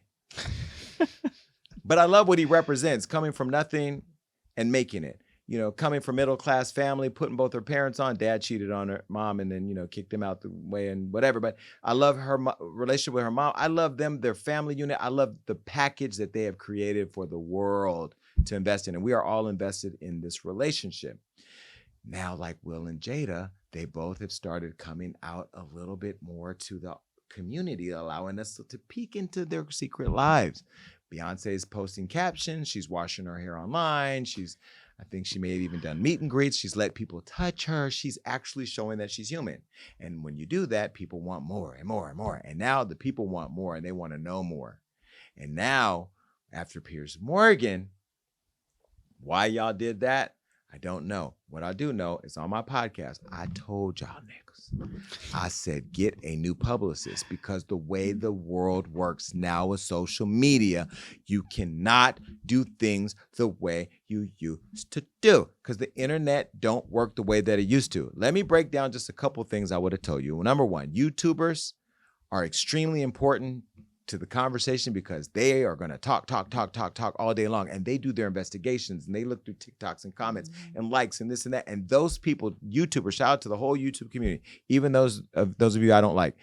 You all do the research. Some of you get it wrong, some of you get it right, some of you are somewhere in between, but nonetheless, there's all day long, they are YouTubing this stuff. By the way, I'm going to sue some of you who keep saying things about me that aren't true, like I'm saying this or that about Beyonce, because there's a lot of titles that you all are using for clickbait that are not actual things that I've said or done, and I will sue you too. So I'm just waiting to catch y'all slipping. We're actually going through it all now. But you're still important, by the way. Well, now that the diddler has opened up the highways for people questioning what's going on, Diddy has now caused problems for Jay-Z. I told you guys I've seen Jay-Z at the Diddy parties several times, but Diddy parties and Diddy After Dark are two different things. I want to go on record of saying I never saw Jay-Z at a Diddy After Dark party. Then again, I wasn't there, so I don't know who was there. But I know that I saw Jay-Z at the Diddy parties, all of them. I also saw Diddy, if I think about, at the Rock Nation brunch that I went to. I remember Diddy and Jay inseparable at the party. They just probably best friends. They probably both grew up in New York. They're New Yorkers. I don't know their relationship. I don't know what business they got going on, but they are really close with one another. They are friends.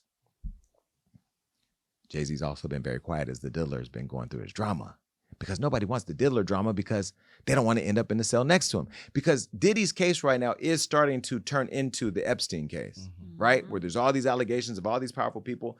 And, you know, unless Diddy hangs himself in jail, allegedly, like he did, because that's still questionable. They think the people had him killed. Epstein. We're gonna find out who was on those tapes and who was at the Diddy After Darks with the baby oil and the slimy dildos. Well, as the Diddy drama continues, other celebrities are getting name dropped and dragged into the mix, like Jay and Beyonce. Now, on top of being spotted at the Diddy all-white parties, I told you I've seen them at the parties. Now, Beyonce and Jay are usually in the house when all of us degenerates are in the backyard. Okay. Jay-Z's also been linked or connected in doing business with him. Now, Jay-Z has also been tied to Diddy through rumors and longtime allegations and conspiracies. We've all seen them online, like the one that claims Jay-Z allegedly Allegedly. cheated on Beyonce with Kathy Coriana White. Now, Coriana, I'm not going to read this because I knew Coriana. I've met Coriana many times, and I've been around her because I met her through Claudia Jordan. Claudia recently has spoken out about it. Well, there was this whole allegation that Jay-Z had this relationship with Coriana, and Coriana was literally young, vibrant. She appeared to be healthy, and then one day she just died. And it became a big thing when she died, because when you know somebody who's young and vibrant and all of a sudden out of nowhere just dies, people start to speculate. Well, she died at the age of 28 in 2011 of an aneurysm. Well, for years, Jaguar Wright has claimed that Kathy was Jay-Z's pregnant mistress who mysteriously died 24 hours after allegedly claiming to tell the world of their secret child. Now, I can tell you firsthand, I don't know anything about that. And Jaguar Wright may or may not know stuff. It seems like Jaguar Wright knows everything. But it also goes back to, like, if people knew of things, why they don't call the police or have people arrested. I don't know. Well, she did this interview with the Real Life Street Stars podcast, and Jaguar also alleged that Diddy knows something about Kathy's death and that he should start snitching. This is what she said. When I say Corey, I'm talking about Kathy White. Oh, yeah. That's what I was about to ask. Jay-Z's pregnant mistress, yeah, who died of an imaginary fucking aneurysm. Just like the woman who was best friends with Kim and Kimura, who wrote the book Bling and died as soon as it made the bestsellers list. Who the fuck was these people supposed to go to? You can't go to the boss because the boss is fucking you. And the boss's boss don't get no fuck. Can't go to the authorities. They're all bought and paid for. Fuck you go when you get fucked over by the industry? Nowhere. That's where you go nowhere, which is where people like me step in. Last question. I asked you to do this earlier, but I just want you to do it even more, go detailed. What do you predict will happen next in the future? You know, it's like you see it before it happens. Kathy White's true killer is going to be unveiled. And it's not a man. And that woman died screaming. Now, the thing I have to say as a disclaimer is that I don't know anything about what Jaguar Wright is talking about, but I'm also not going to discredit her from not knowing anything. I wasn't there when Coriana died. I haven't looked at the medical examiner report.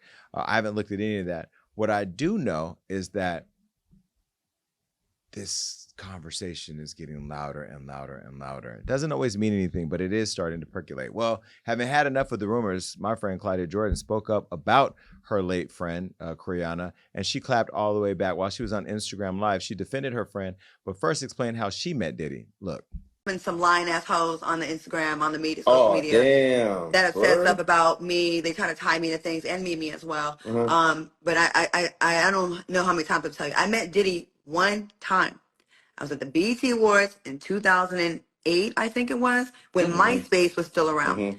I was at rehearsal. He was at rehearsal, and he comes up to me and says, what parties are you going to tonight? I was like, I don't know. Wouldn't you know what the parties are? And he's like, yeah. So he got my phone number, and I said he would let me know what the popping places were. I was like, cool.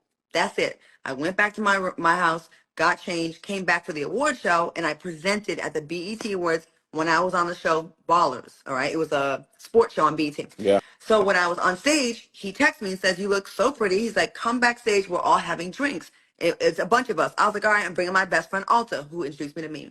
We go backstage. We had some drinks. I had one of them cheap ass disposable cameras. Okay. I said, ooh, can we get some pictures? We took a picture. Anyone that knows me knows how playful I am. I put my hand on his face like this, and he was behind me like, you know, and I put it on my MySpace, right? I put all the people I met, Patti LaBelle, LL Cool J, the picture with Diddy, Kim Kardashian, all the people. If anyone can get into my old MySpace, you can see all the pictures. He never called me that night to tell me what party he was going to. I didn't hear from him. The next day, I get a gang of text messages and phone calls from the New York number, from his number, saying, baby girl, why are our personal pictures on Media Takeout? I said, what's Media Takeout? I didn't know what Media Takeout was at the time. He was like, call Fred. Gave me his bat line and get this off. I go, get what off? I went and looked. It was like, Diddy leaves Cassie for Deal or No Deal model. I was horrified. A, I don't do the other girl shit. I'm very adamant against that. B, I don't want to be attached to Diddy like that. I was cool with Kim Porter. It was not a good look to me, and he just had the twins. So, anyways, I started calling, trying to get the shit taken down. This motherfucker texted me 56 times in one day. And his moods went from, baby girl, why are our pictures to, if I thought you did this on purpose, I would have had you hurt. And it got crazy. So I called him back one time with my publicist friend on the line, and she heard him say that he would make me disappear. So then I had to buck up back with him and said, look, motherfucker, don't talk to me like that. I'm not scared of you. This is before I heard about some of the other shitty doing, right? Hanging people upside down out of buildings. So I was popping off like, man, fuck you. You ain't about to talk to me like that. And then he goes, what are you wearing? And his tone changed. And I go, what? I never talked to him again. He never called me after that. And I have the phone still. I just have to, like, I couldn't charge it. The charge port went dead. So I still kept it, right? I have it. So fast forward years later, I'm at Howard's homecoming. An SUV drives by me. And someone says, someone wants to talk to you. And roll down the window, it's Diddy. And he goes, oh, you can't speak? And I was like, I didn't think we were friends after the last time I fucking interacted with you. And that is it, you guys. I saw him in Vegas at a party where Jay-Z was there, Diddy was there, my friend Kathy White, that y'all keep trying to tie me into her death. It is not true. She was not having an affair with Jay-Z. She never told me she was messing with him. Matter of fact, when she died, she had a boyfriend. His name was Malcolm, and she died with him. I need y'all to stop this rumor that she was pregnant by Jay-Z. She never told me that. I never seen her pregnant. I seen her drinking. We went to Magic Mountain, Six Flags together, and was on the rides. These are not things that people that are pregnant by superstars do. No. They try to protect that fetus. Okay? So I need y'all to stop, and people keep saying this shit, and it pisses me off. I'm sure it doesn't make her family feel good to constantly see this being brought up, that she was this mistress. She never told me. I met her in Memorial Day weekend in 2008, okay? I went to Vegas with my friend Nikki Chu, so go ask her, okay? I've been not saying her name.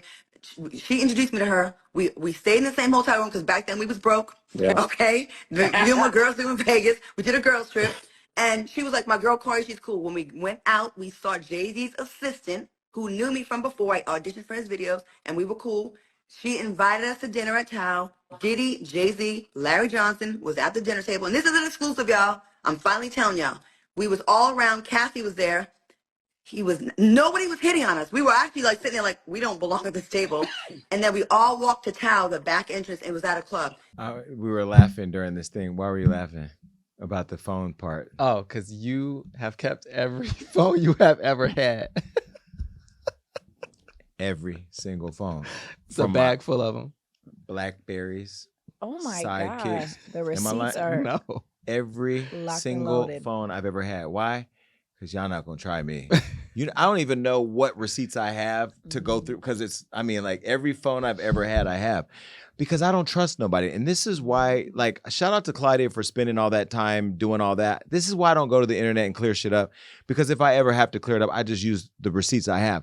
Do you think people should be going online clarifying shit for the audience? Like, what does that do for people? Like, what does all that do for the audience right now? I think the clarification was for her friend who had passed away, because like she can't defend herself, and now everybody's like, oh, she was a mistress, she was this, so everybody's painting her in a certain kind of way. So I think that's why she's kind of clearing up the rumor about her friend. And I feel like she was real clear on, like, I talked to him one time, we had one interaction, because people are probably like, they were best friends, they were hanging out all the time. Well, we had a show on Revolt, and they think that I'm texting Diddy at night while he's restocking his baby oil cabinet. Like, I don't know the man like that. I will say though, the way she described how he flipped and like was nice one minute and then flipped, or crazy one minute and then flipped, he did that to me. That's what I'm saying. Like, she's not lying. And the one thing about Claudia, she take lots of damn pictures and lots of damn videos. That girl she could create a documentary from just her phone. But she doesn't lie. And so, there's that. But people have asked, because, there's this whole thing that me and Claudia knew that Jay-Z had this girl pregnant and like somewhat had her killed. I don't know nothing about who Coriana was, or Kathy was sleeping with, or what man she had or didn't have. Me and her weren't even friends like that. Her and Claudia were friends, and I was Claudia's right hand at the time. I didn't know her like that. I knew her, but not like that.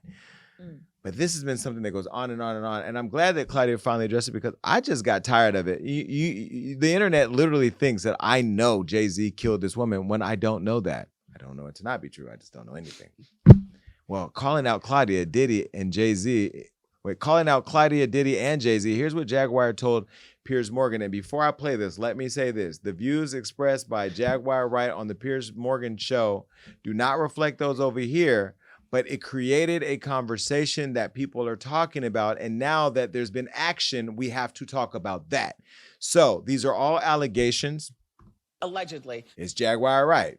But it happened on the Piers Morgan show, which makes it kind of questionable in terms of legitimacy, because when you go on the Piers Morgan show, you think it's all legitimate. And that, I think, where's the issue. Well, anyway, I'm not going to play what Jaguar said on the Piers Morgan show, because I've been on the show and I know what Piers does. He lays the trap for you to walk into, and you have to decide how you want to answer a question. I know when I'm on the Piers Morgan show, he's going to say some real crazy shit, but he's going to say it in a way that gets me to say the crazier stuff. Well, I say it the way I say it, and if you see me on the Piers Morgan show, you know how I handled it. And it is called the Piers Morgan Uncensored. Like Hollywood Unlocked Uncensored. But anyway, whatever. Well, Jaguar was Jaguar. And she went on that show on a major international, globally watched broadcast show, saying the things that she's been saying on YouTube. It's just now it hits differently because it's in that mainstream conversation. Mm-hmm. The things that she was saying were basically alleging that Diddy allegedly is the same person as Jay-Z. That's basically the summary of it. Well, that had a lot of people talking, and I won't lie, I have to be true to myself. I got lots of phone calls from lots of powerful people questioning what I was going to do in response to everything before she even hit the Piers Morgan show, because the whispers of Jay-Z's name have been getting louder and louder and louder. It doesn't necessarily mean that something's there, but they say where there's smoke, there's fire, but I don't know. Well, immediately after that segment, the man who never, ever speaks out, who we never see, who barely has an Instagram, that he's never even active on, the only person that Beyonce follows on Instagram, Jay-Z, took action. Him and Beyonce's attorneys went after Piers, and it wasn't cute, because in a way that we've never seen before, they actually took a stance on something. Now, Piers got the call and was told that he had to fix it. And he deleted that part from the broadcast, and he even said he was sorry. My friend Don Lemon had a lot to say. He posted on his social media, good old Donnie. Look what he said. People going online and going on television, having fun with that Diddy story, making up all kinds of stories and allegations. Well, you better be careful about what you say, because Beyonce and Jay-Z, they're not messing around. Before I go any further, since Jay-Z and Beyonce responded and sent the cease and desist, do you think that screams the smoke is real smoke hiding a fire? I am going to act like Helen Keller. I don't want to die. I love my life. I'm scared to say anything in this case. Rob, take it away. I don't. And I've said this to you before. Like, I think when you're at a certain level, like, you're a celebrity. And I think when allegations like this come out, you have to get ahead of it. And I think because this is so, like, all consuming and so ugly, I think they have to get ahead of it. But, like, they keep naming all these people, J-Lo, Jay-Z and Beyonce, Ellen, like, they're naming everybody. But until we have proof, I don't want to be pointing fingers. Rob, I've seen tweets that I'm a sex trafficker. Yeah. I've seen tweets, the craziest things. At first, it bothered me because I'm like, wait a minute, hold on. But then I get it comes with the territory that people are going to say whatever they want. I haven't sent out a cease and desist or a threat to sue or a you better fix it or I'm going to come and get you, because, like, and maybe I'm doing it wrong. Maybe that's why people feel like they can attack me, because I don't do it. Because, like, who do you argue with on the internet? These are people who are watching who are going to say whatever. And social media allows people to say, why hasn't the vice president been killed or whatever, right? Why would Jay-Z and Beyonce, who never even go to Target for real, who are like, they're Beyonce and Jay-Z, why would they do that? Because this is... Why have I been getting calls? Because this is like... Why am I getting calls and I haven't even said anything? Because this is the monster of all monsters. Who? Me? This Diddy case. Why would I, Jason Lee, I'm getting calls and I haven't even said anything. They ain't called me to go to the Rock Nation brunch. They haven't called me to go to the gold party. To accept being honored They at the haven't award show? called me when we offered to honor Jay-Z at the award show. They didn't call me to go to the press conference about striking the deal with the NFL while we were kneeling for Kaepernick. They didn't call me to ask me what I thought about her hair care product. They didn't call me to offer a free bottle of her perfume. I didn't get to go backstage on her tour for the Renaissance. In fact, when the video circulated making it look like I've been chasing her around like a super fan, which I am a super fan, but I chase nobody. Nobody's called me to clear that up. I haven't gotten a delivery of white flowers with a little card from Beyonce. Why is everybody calling me now? Oh, and you also stopped. We not going to even go there. I stopped a major thing for Beyonce. Didn't even get a thank you. But now everybody's why? Why is everybody calling me now? Because I'm a firefighter. Because I run towards fires and I put them out or I fan the flames. But why is everybody calling me now? And that's the problem that I have with this whole situation. But I am going to save this conversation for Jay-Z. Jay-Z, you're watching. I know you're watching because you got people calling me. Stop having people call me. You can call me yourself. You know how to get my number. You know you got people calling me. Call me yourself because this right here is going to go viral. The way my job works on the internet, everybody's going to be clipping and sharing on TikTok. Watch this. Do your thing, TikTok. Jay-Z and Beyonce is going to see this. I am exhausted with people calling me about Jay-Z and Beyonce. You've never called for anything else, and I haven't even said anything about you yet. And yet I'm getting all these calls. I've gotten more calls over the weekend about Jay-Z and Beyonce. You know, I think this is an opportunity to have a bridge and have a conversation about how this thing works because I'm not a publicist. I am not I'm just Jason, okay? And I have opinions about unlocking Hollywood. Remember I said at the top of this show or somewhere in the show that I was in love with the entertainment industry until I found out it was Jeffrey Dahmer. This is part of the gnawing at the wrist that the industry does. You know, black excellence, we don't show up for each other like we should. And then when the shit's about to hit the fan or some shit, you think I'm going to go fan some shit. Now you're showing up.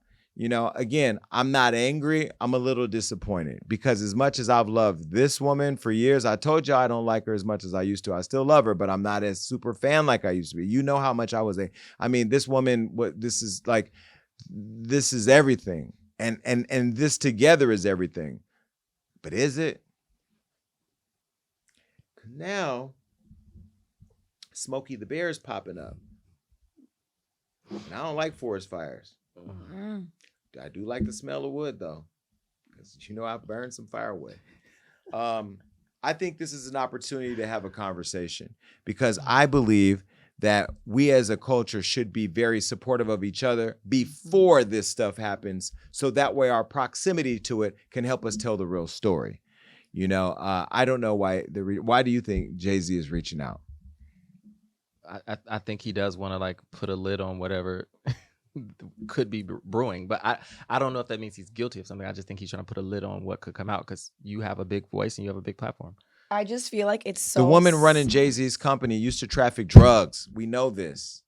We know allegedly that Desiree was connected to the cartel or to the people who were killing people and selling drugs. Now, whether she was not or not, Jay-Z can choose whoever he wants to run his company. And I met her before, and she gave me permission to speak to the Don because that's what she was. The problem is, y'all are starting to realize that God is bigger than you. All the people y'all paying to intimidate people, not Jay-Z, but the industry, paying to intimidate people, threaten people, kill people, hanging them off the side of it. Y'all doing all this reckless ass shit as multimillionaire billionaires. You deserve all the downfalls that you get. And this is the glass that nobody thought would ever have a crack in it. Well, until we saw the video with Solange kicking you in the elevator. We don't know what that was about.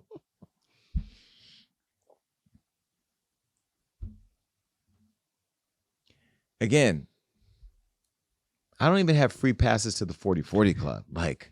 And how you spent a lot of money on all the Renaissance. But I did that because I never ever wanted to ask for anything free. Because Floyd Mayweather taught me a long time ago, don't ask nobody for nothing free because you don't want to be obligated to them. I pay for everything because I don't ever want people to say, why you say that? Don't say that. Don't. Nobody calls me and says, I say what I want to say.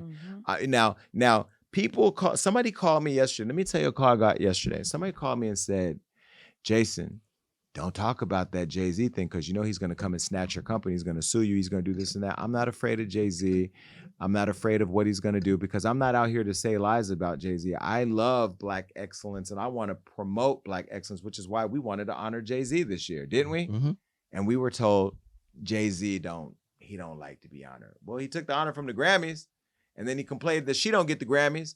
And now the Country Music Association or awards, they're laughing at you with your Jolene. They want you to take your Jolene out of here because they don't believe that you should be singing country music, even though we created it and they stole it from us. But still, that doesn't matter. That's why we got to be working together to tell our stories. But I will tell you to the audience, if I do come up missing, all the calls I've been getting have been about him. And listen, I haven't had any threatening calls. Nobody has said that they're going to hurt me, so I want to go on record for that. But there is a lot of, why are you? They thought. Beyonce ain't never thought about me, and Jay-Z ain't never thought about me. If they did, they talked about it way up there at the castle that they live at, but they never told me anything. Jay-Z and Beyonce's attorney, Alex, eventually spoke out and had this to say. Listen, there's rumors and then there's nonsense, and this is one step further, right? This is a pointed and formal accusation of something, and I felt it needed to be responded to. So I think somebody reported it was a cease and desist. It wasn't that. It was quite bluntly an ultimatum, which is remove that false accusation that's demonstrably false, or a court's going to order you to. And so I think he made the wise choice and acted accordingly. He meaning Piers Morgan, apologizing for it. Removing it and apologizing for it, yes. You know, we don't pay much mind to, random folks, saying what they do on the internet or so-called bloggers.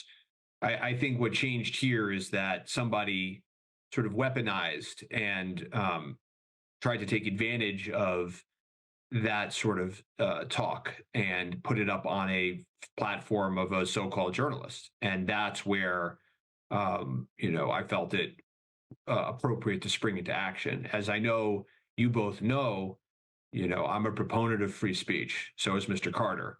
We believe in it in democracy and in debate and in music. But this is different, of course. And so that's why we acted.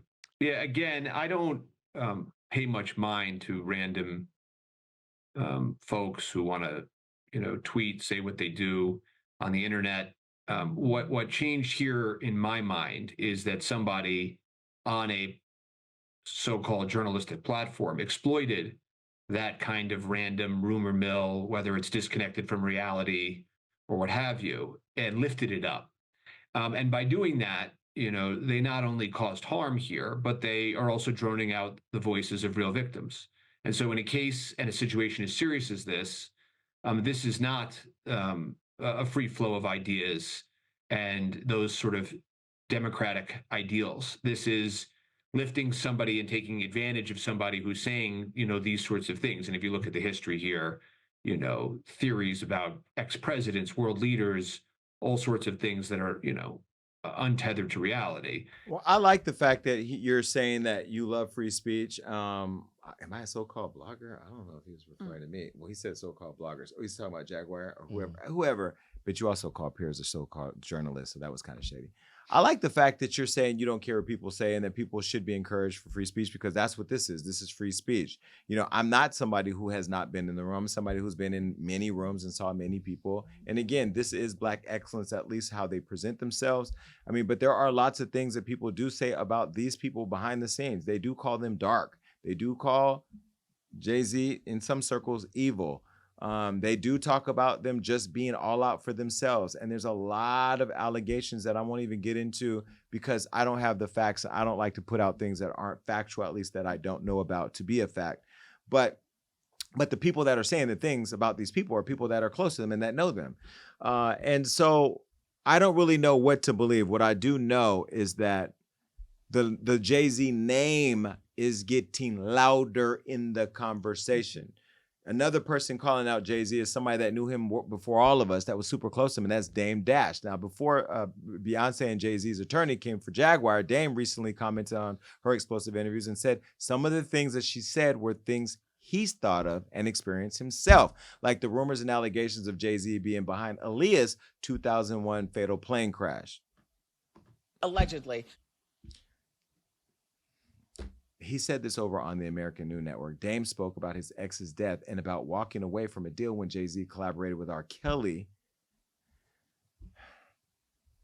That's too much. For their Best of Both Worlds album. Remember that thing dropped and then fell apart. And that dropped a year after Aaliyah died. This is what he had to say. When it came down to R. Kelly, there was a conversation had about the moralness, like it's morally wrong to do a project with someone that we know raped my girl or raped anybody for that matter. So I do know that that conversation was had, and I was really surprised that he moved forward with that relationship. But I do know that when that project did come out, I didn't want any part of that project. I didn't want any of the money to go to Rockefeller or me when it came to Rockefeller. It was around the time that Jay was trying to kind of separate himself from us. And he was saying that he didn't want to be a part anymore. And we resolved that issue with, look, if you want, because he wanted me to dilute and he wanted Biggs to dilute. And I wasn't diluting because I know what I mean and what I do for business.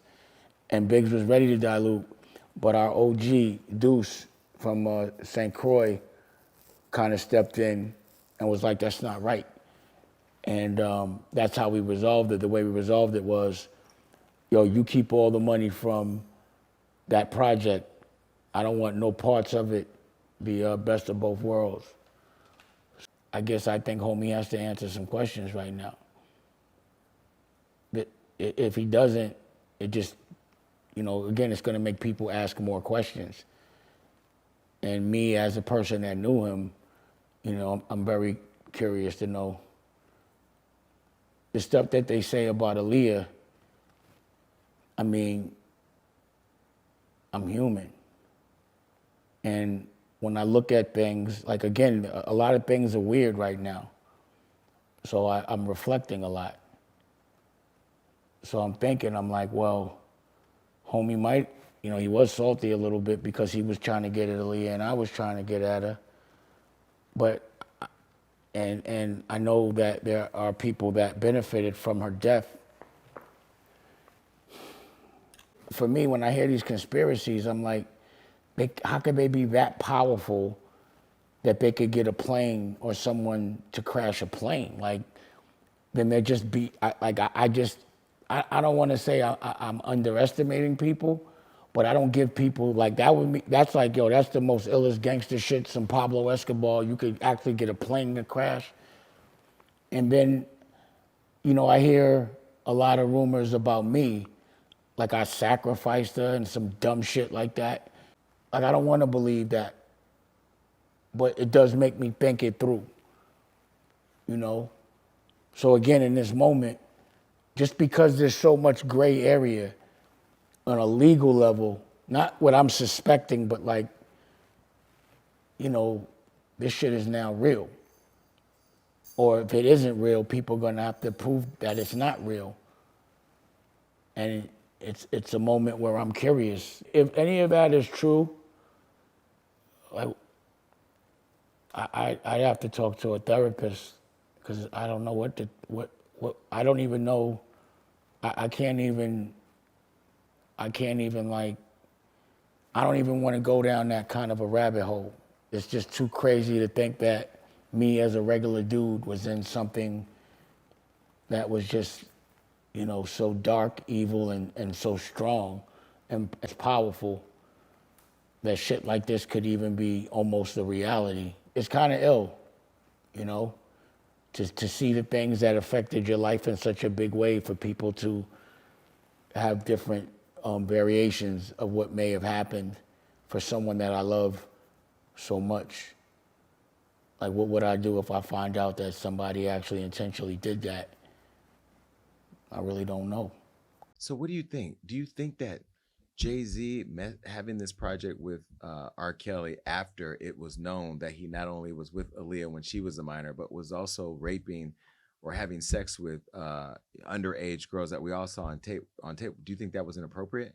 Yeah, and I think that's one of the ugly sides of this industry, that people knew what was going on with all these young women.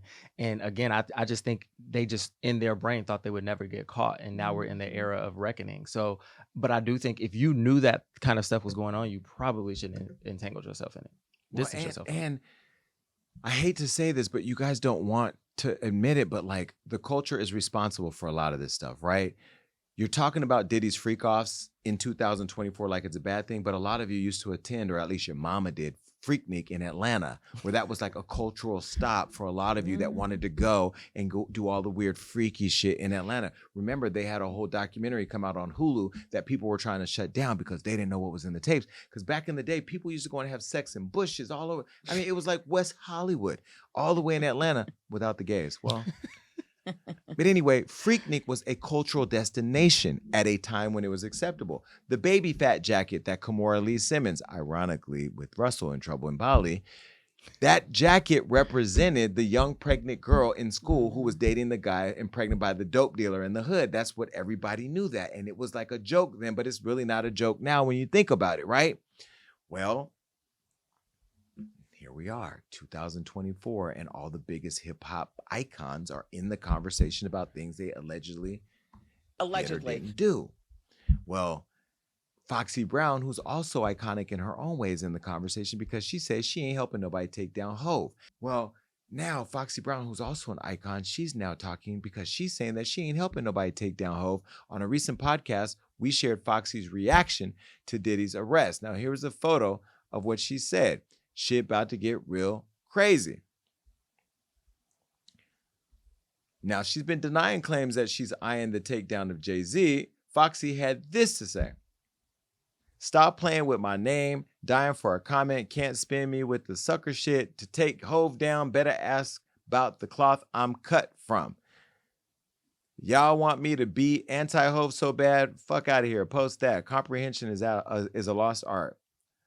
Well, the reason why people are saying that is because there was a conversation years ago when Hov put something in a song. I'm going to tell you what he said because I had to go look and screenshot it because I knew I was coming to work today. He did a song with Justin Timberlake. And in that, he said, I never stuck my in the Fox's box, but damned if I ain't open Pandora's box. Then went on to say all the things that CNN and Fox would say about him, trying to say that he was in an inappropriate relationship, allegedly, with Foxy Brown when she was 15 years old. There was an interview that she did with Sway that keeps popping up on Facebook because you know the algorithm trying to get to Jay too. And I saw it and heard it, and I think I got it. Take a listen. And then he mentioned in a song Picasso that he had never, well, I can't say what he said, but you know, he had never done that to you. And did you ever say these things, or are those things untrue? Wait, come on, don't ask me anything like that. Okay. Well, I'm rephrase trying to that. get the right way to Rephrase say that. it, but you know what I'm saying. Let me rephrase that. Okay. When that came out, okay, what was your first reaction? Somebody. When I those got the rumors- call about this anonymous blogger who wrote, keep in mind, you and everyone else, this wasn't in Time Magazine, Daily News, The People, XXL. It wasn't an article. It was an anonymous blogger who could be somebody from Wisconsin named Joe Schmo the Midget. Anybody that knows me knows how much I love Jay, period. Jay and I come from nothing together. Was I shocked when Jay said the line in Picasso Baby? Yes, because we've talked about that. We have a history that supersedes music, and we know how this business works. We sit back and we laugh at those rumors. We laugh at that. I think he began to feel the pressure because people were saying my age, the age thing. She was 15, 14. She was 15, 14. And after a while, that gets to a person. The Jay I know, the Sean I know, never comes out of character. So for that, and that's my point. That's where I think the tears came from earlier, because people don't understand that it does affect people more than you think. It does affect, I know Kane just said, whether they're talking good or bad is good. But after a while, you get to the point where you're just like, the fact that he felt he needed to say that means that something struck, do you understand what I'm saying? Something. At some point, it was just like, enough. And I understand exactly how he feels. Enough already. So that was Foxy addressing the rumors that Jay-Z was allegedly involved with her when she was 15. Now, the connection with them goes all the way back to 1996 when she was 18 years old. There's a 9-year age difference. At the time, she was 18. He was 27. 27. Okay, they did the song I'll Be. That's out there. So at 18, she was 18 at that song, but he didn't meet her that day he did the song. So he had to meet her before that. So he probably knew her before she was 18. But there's no pictures of them being together. But somewhere somebody knows or says or claims that they were together, but she's denying it, or she's at least saying she ain't never going to throw Hov under the bus. I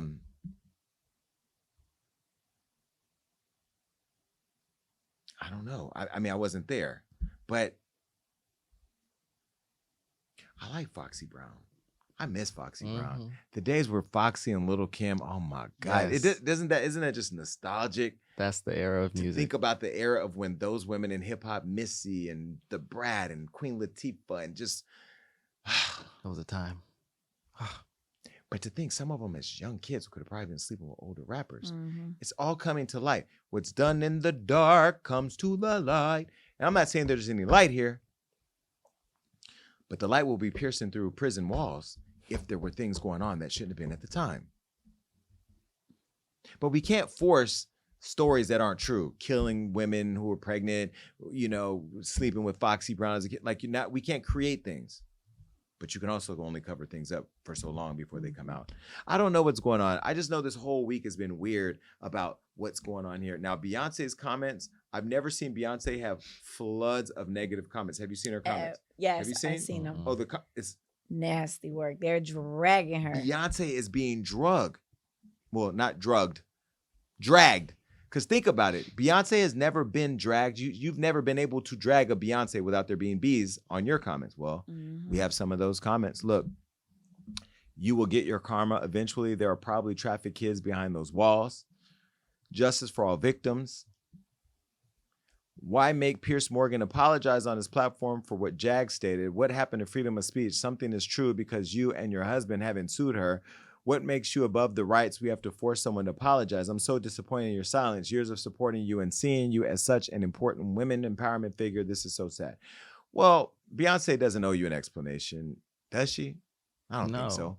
And the comment that there's young kids behind the walls, yeah, Blue, they're kids. I don't believe that Beyonce and Jay-Z have kids locked away in the basement. And that's probably why their attorney reached out, because it would create this kind of firestorm. But nonetheless, everything will come out at some point. And Jay, holla at me. All right, that's it. This has been a lot. It's that was a long. lot in the world. Right. Oof. All right. Well, it's time for thoughts and prayers.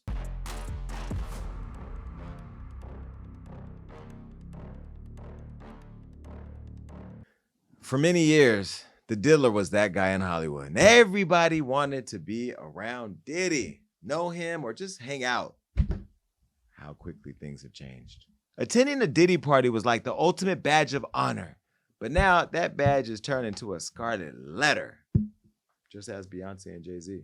Those two are trying their best to remain as far removed from Diddy and his Diddy After Dark activities that all of you are talking about. With mounting cases and people like Jaguar Wright climbing their way up the YouTube channel, all the way to international TV news channels, the Carters have called in for reinforcement and to maintain their innocence.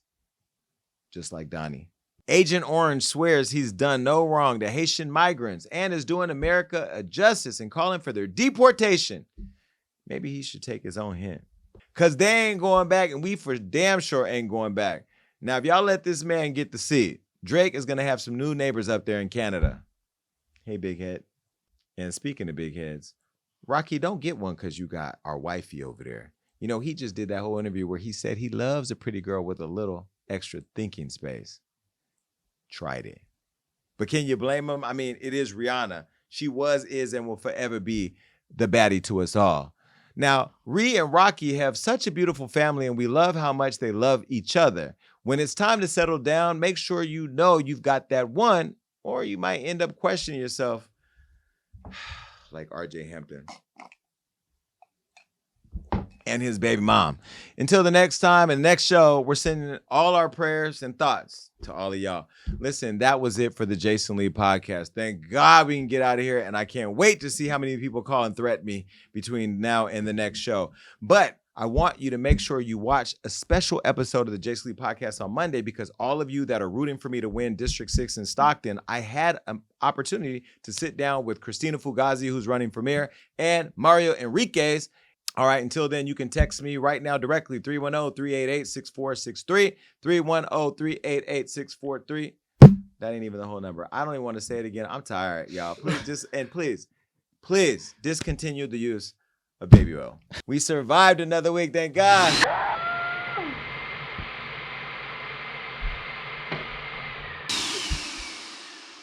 Have a good week. Bye.